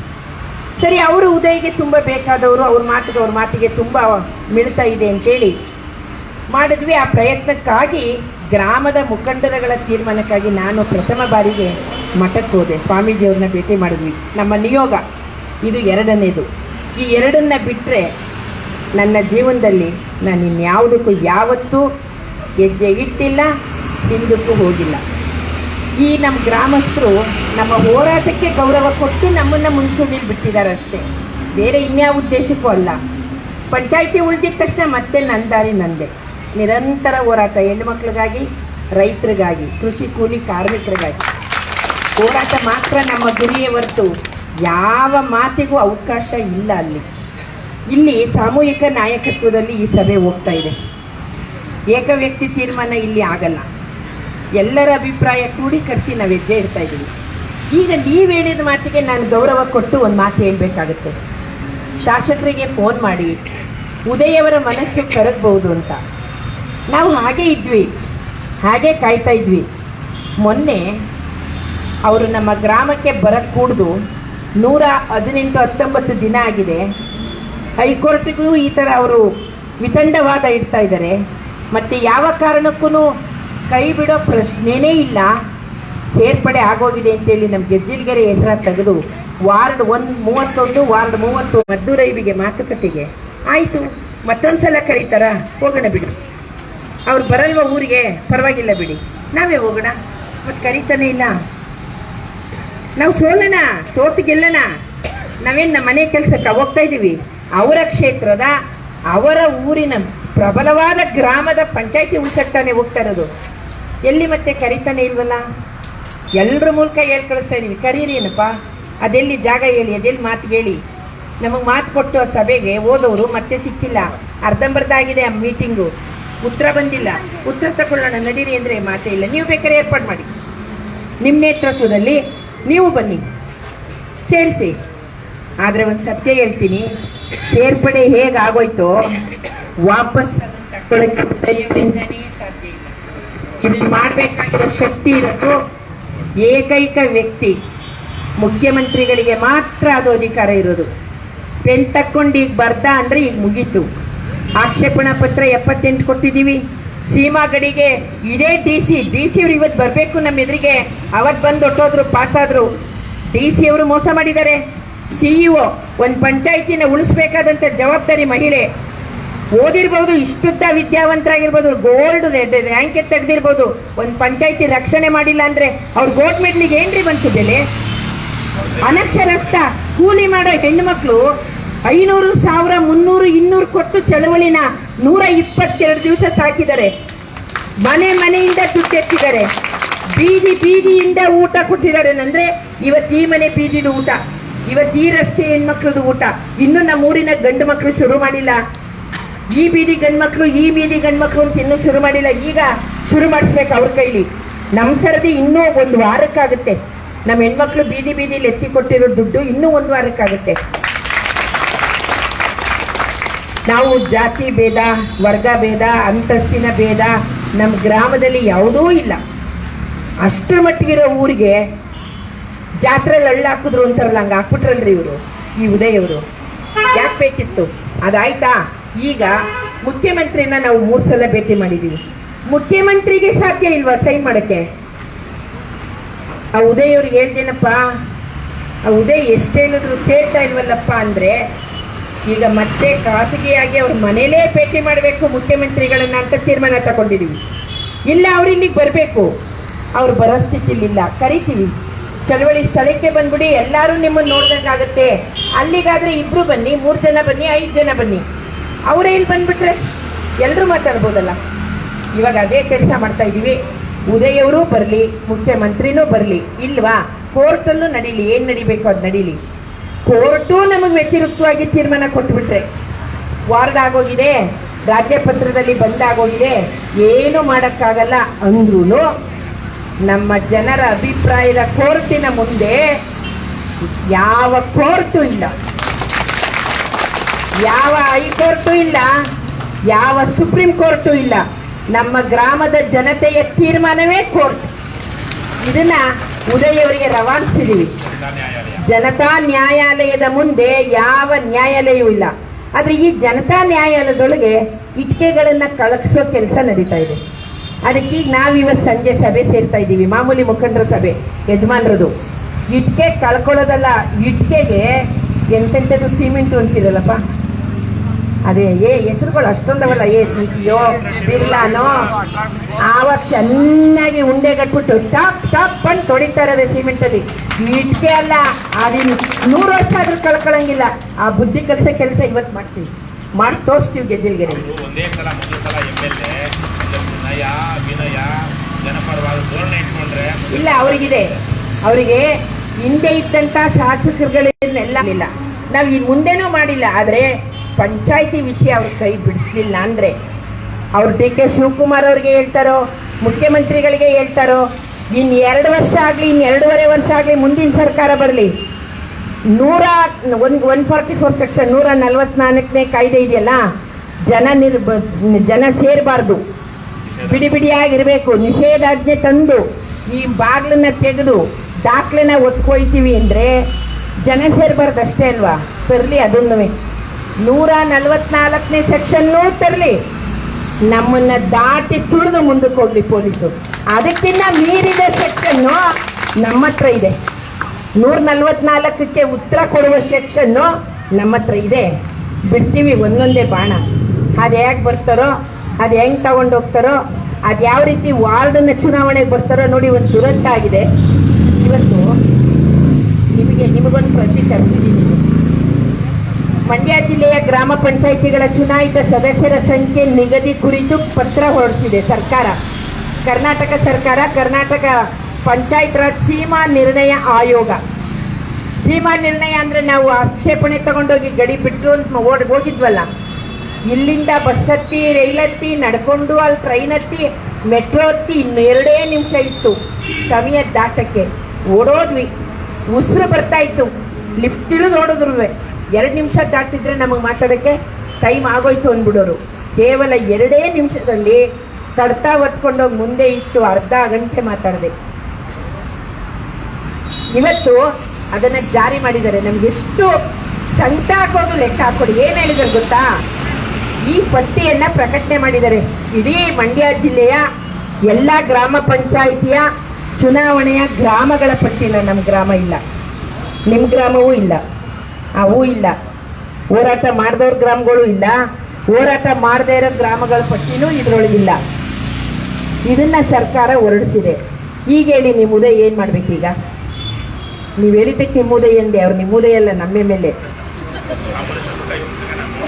ನೀವು ಉದಯ ಅವ್ರನ್ನ ನೋಡಿಲ್ಲ. ಇಲ್ಲ, ಅವ್ರು ಇಲ್ಲೇ ಸಿಗ್ತಾರೆ. 24 ಜನರಲ್ಲಿ ನಮ್ಮ ಪ್ರತಿನಿಧಿ. ಹೌದು ಹೌದು ಪ್ರತಿನಿಧಿಗೆ ತಕ್ಕನಾಗಿ ಹೌದು ಹೌದು ರಾಜಕಾರಣಿ ಆಗಲಿ, ಹೌದು ಮತ್ತೆ ಅವ್ರ ಕಡೆಯಿಂದನೂ ಮನುಷ್ಯ ಹೌದು. ಕಿತ್ತುಕೊಳ್ಳಿ. ಇಲ್ಲ, ನೀವು ಅವ್ರ ಹತ್ರ ಮಾತಾಡಿ. ಅದಕ್ಕಿಂತ ಮುಖ್ಯವಾಗಿ ಮುಂದಿನ ಸಲ ಗೆಲ್ಲಬೇಕಂದ್ರೂ ಜನಾನೇ ನನ್ಗೆ ವೋಟ್ ಹಾಕ್ಬೇಕು ಅನ್ನುವಂತ ಒಂದು ಕಾಮನ್ ಸೆನ್ಸ್ ಆ ಮನುಷ್ಯನಲ್ಲಿ ಮೂಡ್ಲಿ. ಈಗ ಆಗೋಗಿದೆ, ಕೈ ಬಿಟ್ಬಿಟ್ಟಿದ್ದಾರೆ, ಇದರೊಳಗೆ ಇಲ್ಲ. ಚುನಾವಣೆ ಘೋಷಣೆ ಮಾಡಿದ್ರು ಚುನಾವಣೆ ನಮ್ಮ ಗ್ರಾಮದಲ್ಲಿ ಇಲ್ಲ. ನಾವು ಸಾಯಂಕಾಲ ತಗೊಳ್ಳುವ ನಮ್ಮ ಗ್ರಾಮದ ಸಭೆಯಲ್ಲಿ ಏನು ತೀರ್ಮಾನ ತಗೊಳ್ಬೇಕು ನಾವು ಗಂಭೀರವಾಗಿ ಆ ವಿಷಯ ತಗೊಳ್ತೀವಿ. ಉದಯವರಿಗೆ ಇಲ್ಲಿವರೆಗೆ ಅವಕಾಶ ಇತ್ತು, ಮೊನ್ನೆವರೆಗೆ ನಮ್ಮ ಗ್ರಾಮಕ್ಕೆ ಪ್ರವೇಶಕ್ಕೆ. ಸಾವಿಗೆ ಒಂದು ಅವಕಾಶ ಆಗಿದೆ. ನಾಳೆ ಇನ್ಯಾರೇ ಸತ್ರು ಅವ್ರು ಬರೋಕ್ಕಾಗಲ್ಲ ಊರೊಳಗಡೆ. ಇದು ನಮ್ಮ ಪೊಲೀಸ್ ಅವರ ಮೂಲಕ ಮಾಹಿತಿ. ಒಬ್ಬರು ಸತ್ತೋದ್ರು ಏನೋ ಒಂದು ವೋಟಲ್ಲಿ ಸೋಲುವಂತ ಅವಕಾಶಗಳು ಇರೋವಾಗ ಇವರು ಸಾವಿರಾರು ವೋಟ್ಗಳನ್ನ ಬದಲಾವಣೆ ಮಾಡ್ಕೊಂಡು ಗೆಲ್ಲೋದಕ್ಕೆ ಸಾಧ್ಯ ಆಗುತ್ತಾ? ಇಲ್ಲ, ಚುನಾವಣೆ ವಿಷಯವಾಗಿ ಯೋಚನೆ ಮಾಡೇ ಇಲ್ಲ ನಾವೀಗ. ಅಲ್ಲ, ಅವ್ರು ಮಾಡ್ಬೇಕಿತ್ತು. ಹೌದು, ಚುನಾವಣಾ ರಾಜಕಾರಣ ನಿಮ್ಮ ಜನರನ್ನ, ಗ್ರಾಮಸ್ಥರನ್ನ ವಿರೋಧ ಕಟ್ಕೊಂಡು ಈ ತರಕ್ಕೆ ಹಲವಾರು ಗ್ರಾಮಸ್ಥರುಗಳು ವಿರೋಧ ಆಗ್ಬಿಟ್ರೆ ಆ ಮನುಷ್ಯ 100 ಕೋಟಿ ಖರ್ಚು ಮಾಡಿದ್ರು ಗೆಲ್ಲೋದಿಕ್ಕಾಗುತ್ತಾ? ಆಗಲ್ಲ. ನೋಡೋಣ, ಈಗ ಸಂಜೆ ನಮ್ಮ ಸಭೆ ಆದಮೇಲೆ ನಾವು ನಿರ್ಧಾರ ಮಾಡ್ತೀವಿ. ನಾವು ಗೌರವ ಕೊಡುವವರೆಗೂ ಕೊಟ್ಟಿದ್ದೀವಿ. ಗೌರವ ಕೊಡಬಾರ್ದು ಅನ್ನೋ ತೀರ್ಮಾನ ಆಗೋಗ್ಬಿಟ್ರೆ ಅದನ್ನು ಬದಲಾಯಿಸೋ ಶಕ್ತಿ ಮಾತ್ರ ನಮ್ಮೂರಿನ ಯಜಮಾನರುಗಳಿಗೂ ಇರಲ್ಲ. ಅಂಥ ನಿರ್ಧಾರ ನಮ್ಮದು. ಅವರೇ ತೀರ್ಮಾನ ಕೊಟ್ಬಿಟ್ಟು ನಮ್ಮ ಯಜಮಾನರುಗಳು ಆಯಿತು ಬೇಡ ಬಿಡಿ ಮತ್ತೆ ಬೇಕು ಅಂದರು ಅಂದ್ಕೊಳ್ಳಿ, ನಮ್ಮ ಹತ್ರ ನಡೆಯಲ್ಲ. ಅಂಥದ್ದೊಂದು ತೀರ್ಮಾನನ ಈ ಪಂಚಾಯಿತಿಗೋಸ್ಕರ ತಗೊಳ್ಳೋಣ. ಸಾಯಂಕಾಲದವರೆಗೆ ಕಾಯೋಣ. ಈ ಒಂದು ಸಭೆಗೆ ಬಂದಿರತಕ್ಕಂಥ ನಮ್ಮ ARS ಪಕ್ಷದ ರಾಜ್ಯದ ಗೌರವಾಧ್ಯಕ್ಷರಾದಂಥ ರವಿಕೃಷ್ಣ ರೆಡ್ಡಿಯವರು ಸುದೀರ್ಘವಾಗಿ ಮಾತನಾಡಿದ್ದಾರೆ. ನಮ್ಮ ಗ್ರಾಮದ ವತಿಯಿಂದ ಇನ್ಯಾರಾದರೂ ಒಬ್ಬರು ಒಂದು ಅಭಿಪ್ರಾಯನ ಕೊಡೋದಾದರೆ ಕೊಡಿ. ಸಮಯದ ಅಭಾವದಿಂದ ನಾನೇ ಸ್ವಲ್ಪ ಹೆಚ್ಚಿನ ಅವಕಾಶವನ್ನು ತಗೊಂಡ್ಬಿಟ್ಟಿದ್ದೀನಿ. ಮುಂದೆ ನಮ್ಮ ಪಂಚಾಯತಿನ ಉಳಿಸ್ಕೊಳ್ಬೇಕಾದ್ರೆ 122 ದಿವಸದಿಂದ ಎಷ್ಟು ಸಂಘಟನೆಗಳು ಬಂದಿದ್ದಾರೋ ಅಷ್ಟೂ ಸಂಘಟನೆಗಳನ್ನು ಕರೆದು ಒಂದು ದೊಡ್ಡ ಸಮಾವೇಶವನ್ನು ಮಾಡಬೇಕು ಅನ್ನುವಂಥ ಆಲೋಚನೆ ಕೂಡ ಇದೆ. ಅವತ್ತಿನ ದಿವಸ ಮತ್ತೆ ಹೆಣ್ಮಕ್ಳು ಕೂಡ ತುಂಬ ಜನ ಬಂದಿದ್ದೀರ ಸಂಘಟನೆಯಿಂದ. ನೀವು ಸಹೋದರರು ಎಲ್ಲ ಕಡೆಯಿಂದ ಹೀಗೇನೆ ಬಂದು ಅವತ್ತು ಕೂಡ ಭಾಗವಹಿಸಿ ನೋಡೋಣ. ಅದು ಮುಂದೆ ಯಾವ್ಯಾವ ರೀತಿ ನಾವು ತೀರ್ಮಾನ ಗ್ರಾಮದಲ್ಲಿ ತಗೊಳ್ತೀವೋ ಆ ಹೆಜ್ಜೆಗೆ ನೀವು ಹೆಜ್ಜೆ ಹಾಕಬೇಕು ಅಂತ ಕೇಳ್ಕೊಳ್ತೀನಿ. ಹೋರಾಟಕ್ಕೆ ಯಾವತ್ತು ಒಂದು ಸಾಗರ ಆಗಬೇಕಾದ್ರೆ 100 ನದಿಗಳು ಸೇರಬೇಕು. ಒಂದೊಂದು ನದಿ ಆಗಬೇಕಾದ್ರೆ 100 ತೊರೆಗಳು ಸೇರಬೇಕು. 100 ತೊರೆಗಳು ಸೇರಬೇಕು ಅಂದರೆ 4 ಹನಿ ಮಳೆ ಬೀಳಬೇಕು. ಮಳೆ ಬೀಳಬೇಕು ಅಂದರೆ ಮರ ಬೆಳಿಬೇಕು. ಮರ ಬೆಳಿಬೇಕು ಅಂದರೆ ಸಸಿ ನೆಡಬೇಕು. ಸಸಿ ನೆಡಬೇಕು ಅಂದರೆ ಬೀಜ ಮೊಳಕೆ ಆಗಬೇಕು. ಆ ಬೀಜ ಯಾವುದು? ನಮ್ಮ ತಾಯಂದಿರು ನಾವು ಗಟ್ಟಿ ಕಾಳನ್ನು ಆಯ್ಕೊಂಡು ಬಿತ್ತನೆ ಬೀಜ ಮಾಡಿ ಮಡಕೆ ತುಂಬ್ತೀವಲ್ಲ, ನಮ್ಮದು ಅದು ಬೀಜ, ನಮ್ಮಿಂದ ಆಗೋದು. ಅದಕ್ಕೆ ಮಾತ್ರ ನಿರ್ಧಾರ ಹೇಳಿ ನಂತರ ಡಾಕ್ಟರ್ ಅಥವಾ ಚಂದ್ರನ ಯಾರಾದರೂ ಒಬ್ರು ಬಂದು 2 ನಿಮಿಷ ಮಾತಾಡಿ ಧನ್ಯವಾದ ಕೂಡ ಹೇಳಿ ಊಟಕ್ಕೆ ಸಮಯ ಆಗ್ತಾ ಇದೆ. ಊಟ ಮಾಡಿ ಅವರು ಹೊರಗೆ.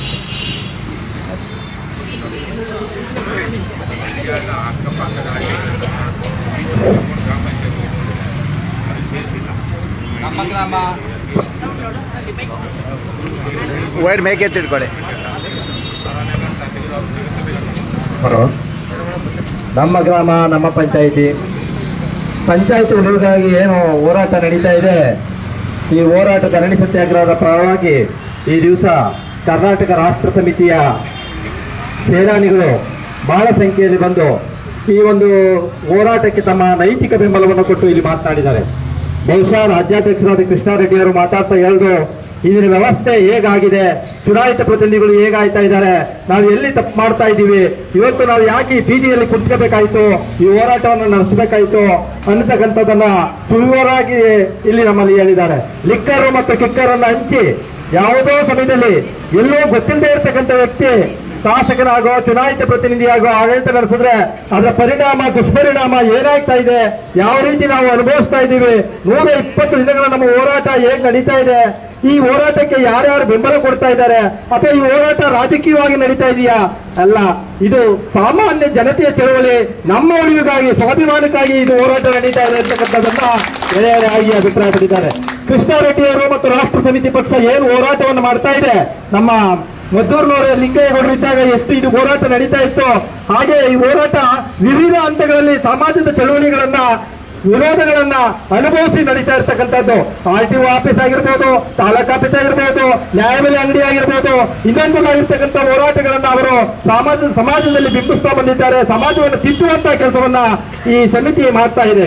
ಈ ಸಮಿತಿ ಈ ದಿವಸ ನಮ್ಮ ಗ್ರಾಮಕ್ಕೆ ಬಂದು ಏಕೆ ಗ್ರಾಮ ಪಂಚಾಯತಿ ಉಳಿಬೇಕು, ಹೋರಾಟ ಏಕೆ ನಡೀಬೇಕು, ಯಾರನ್ನ ಚುನಾಯಿಸಬೇಕು, ಯಾರಿಗೆ ನಾವು ಮತ ಹಾಕಬೇಕು, ಈ ಲಿಕ್ಕರ್ ಕಿಕ್ಕರ್ ಸಮಾಜವನ್ನ ಹೇಗೆ ಅಳಿಸಬೇಕು ಅಂತಕ್ಕಂಥದನ್ನ ಸವಿವರವಾಗಿ ಇಲ್ಲಿ ವಿಸ್ತರಣೆಯನ್ನು ಮಾಡಿ ತಮಗೆ ಅರ್ಥ ಆಗುವಂತ ಸಾಮಾನ್ಯ ಭಾಷೆಯಲ್ಲಿ ಹೇಳಿದ್ದಾರೆ.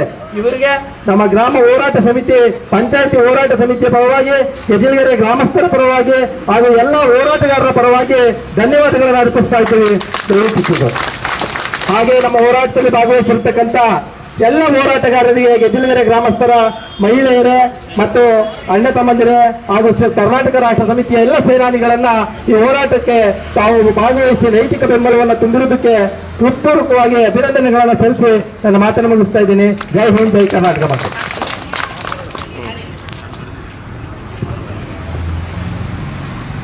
ನಾನು ಒಬ್ಬ ನಿವೃತ್ತ ಯೋಧನಾಗಿ ಇವತ್ತು ತಮ್ಮ ಮುಂದಿದ್ದೀನಿ. ನಮ್ಮ KRS ಪಕ್ಷ ಅಂದರೆ ಅದು ಸೈನ್ಯ ಇದ್ದಂಗೆ, ಅದು ಮಿಲಿಟರಿ ಇದ್ದಂಗೆ. ಕನ್ನಡ ತಕ್ಕ ಇಚ್ಛಾಂಬಂದು ಲೆಕ್ಕ ಹಾಕಿ ನನಗೆ ಆಸೆ ಆಯಿತು, ಇದೇ ಬೆಂಕಿ ಬಂದ್ಬಿಟ್ರು ಅಂತ. ಸೈನ್ಯ ಇದ್ದಂಗೆ ಅಯ್ಯೋ, ನಾನು ಭಾಳ ಖುಷಿ ಆಯಿತು. ನೀವು ನೋಡ್ತಾ ಇದ್ದೀರಿ ಸೈನಿಕರು, KRS ಸೈನಿಕರು ಈ ಮಾತಾಡಿ ಕೂತಿದ್ದಾರೆ. ನನಗೆ ದುಃಖ ಆಗುತ್ತೆ. ಈ ಬಿಸಿಲಲ್ಲಿ ನೈಟು 12 ಗಂಟೆ ಕೂತಿರ್ತಾರೆ. ನನಗೆ ತಲೆಕ ನೋಡ್ತಾ ಇದ್ದೀನಿ. ಕೆಲವರು 80 ವರ್ಷ 70 ವರ್ಷ ತಗೋತಾ ಇರ್ತಾರೆ, ಬಿಟ್ ಮಾತ್ರೆ, ಶುಗರ್ ಮಾತ್ರೆ, ಟೈಮಿಗೆಲ್ಲ ತಗೊಳ್ಳಲ್ಲ. ಈಗ ಬಂದು ಸುತ್ತಿರ್ತಾರೆ. ಅದು ನೋಡೋದೇ ನನಗೆ ಅಸಾಧ್ಯ ಆಯ್ತದೆ. ಈ ಗೋಳು ಅಂತ ತೆಗೆದುತ್ತೆ ಸರ್, ದಯವಿಟ್ಟು. ದುಃಖಕರ ವಿಷಯ, ಈ ಬೋರ್ಡ್ ಯಾವತ್ತೂ ಹೋಗಿ ಕ್ರಿಕೆಟ್ ತಗೊಳ್ತೀರಿ. ನಾನು ಇನ್ನೇನುಗಳಲ್ಲ ಈ ಮಾತೇ ನೋಡ್ತಾ ಇದ್ದೀನಿ, ದಿನ ಒಂದು ದುಃಖ ಆಗುತ್ತೆ. ಅದ್ರ ಬಗ್ಗೆ ನನಗೆ ಭಾಳ ಖುಷಿ ಆಯಿತು. ಇವೆಲ್ಲ ಬಂದು ನಾನು ಸಪೋರ್ಟ್ ಕೊಟ್ಟಿದ್ದೀರಿ. ಇನ್ನು ಮುಂದೆ ನಾವು ಏನೇ ಕಾರ್ಯಕ್ರಮ ಮಾಡಿದ್ರೆ ನಿಮ್ಮನ್ನು ಆಹ್ವಾನ ಮಾಡ್ತೀವಿ, ಬಂದು ನಮಗೆ ಸಪೋರ್ಟ್ ಕೊಡಬೇಕೆಂದು ನಾನು ಹೃದಯಪೂರ್ವಕ ಮುಂದೇನು ಮಿಸ್ಟರ್ ಪ್ರಶಾಂತ್ ಕುಮಾರ್ ದೇವಿದು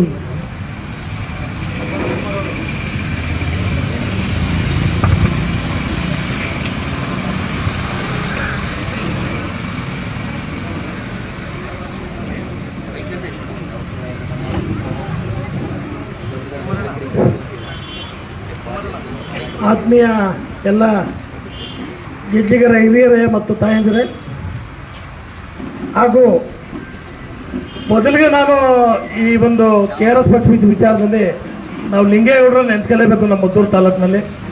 ಯಾಕೆಂದರೆ ಲಿಂಗೇಗೌಡರು ಈ ವಿಚಾರನ ಪರಿಚಯ ಮಾಡಿಕೊಟ್ಟು ನಮಗೆ ಅವ್ರ ಬಗ್ಗೆ ನಮ್ಮ ವಿಚಾರವನ್ನು ತಿಳ್ಕೊಷ್ಟಲ್ಲಿ ನಮ್ಮೆಲ್ಲರನ್ನು ಬಿಟ್ಟು ಹೋದ್ರು. ಅದೊಂದು ತುಂಬ ನವೀನ ಸಂಗತಿ.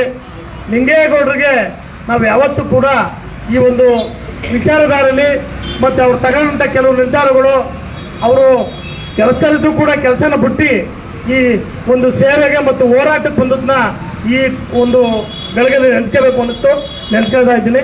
ದಯಮಾಡಿ ಒಂದು ವಿಚಾರ ಏನು ಅಂದರೆ, ನಿಮ್ಮ ಒಂದು ಖಂಡಿತವಾದ ನೋಡ್ತಾ ಇದ್ದೀವಿ.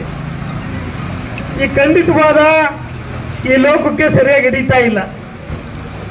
ಯಾಕೆ ಹಿಡಿತಾ ಇಲ್ಲ ಅಂದ್ರೆ, ಅವ್ರು ಹೋಯ್ತಾ ಇರೋದೆಲ್ಲ ಬರೀ ಭ್ರಷ್ಟ ಜಾಗ, ಭ್ರಷ್ಟ ಕೆಲಸ, ಭ್ರಷ್ಟ ವ್ಯವಹಾರಗಳು. ಹಂಗಾಗಿ ಇಂಥ ಒಂದು ಹೋರಾಟ ಹುಟ್ಟಿರೋದು ಅವರ ಅವನತಿ ಆಗಬೇಕು ಅಂತ ನಮ್ಮ ಆಸೆ. ಯಾರ್ದು?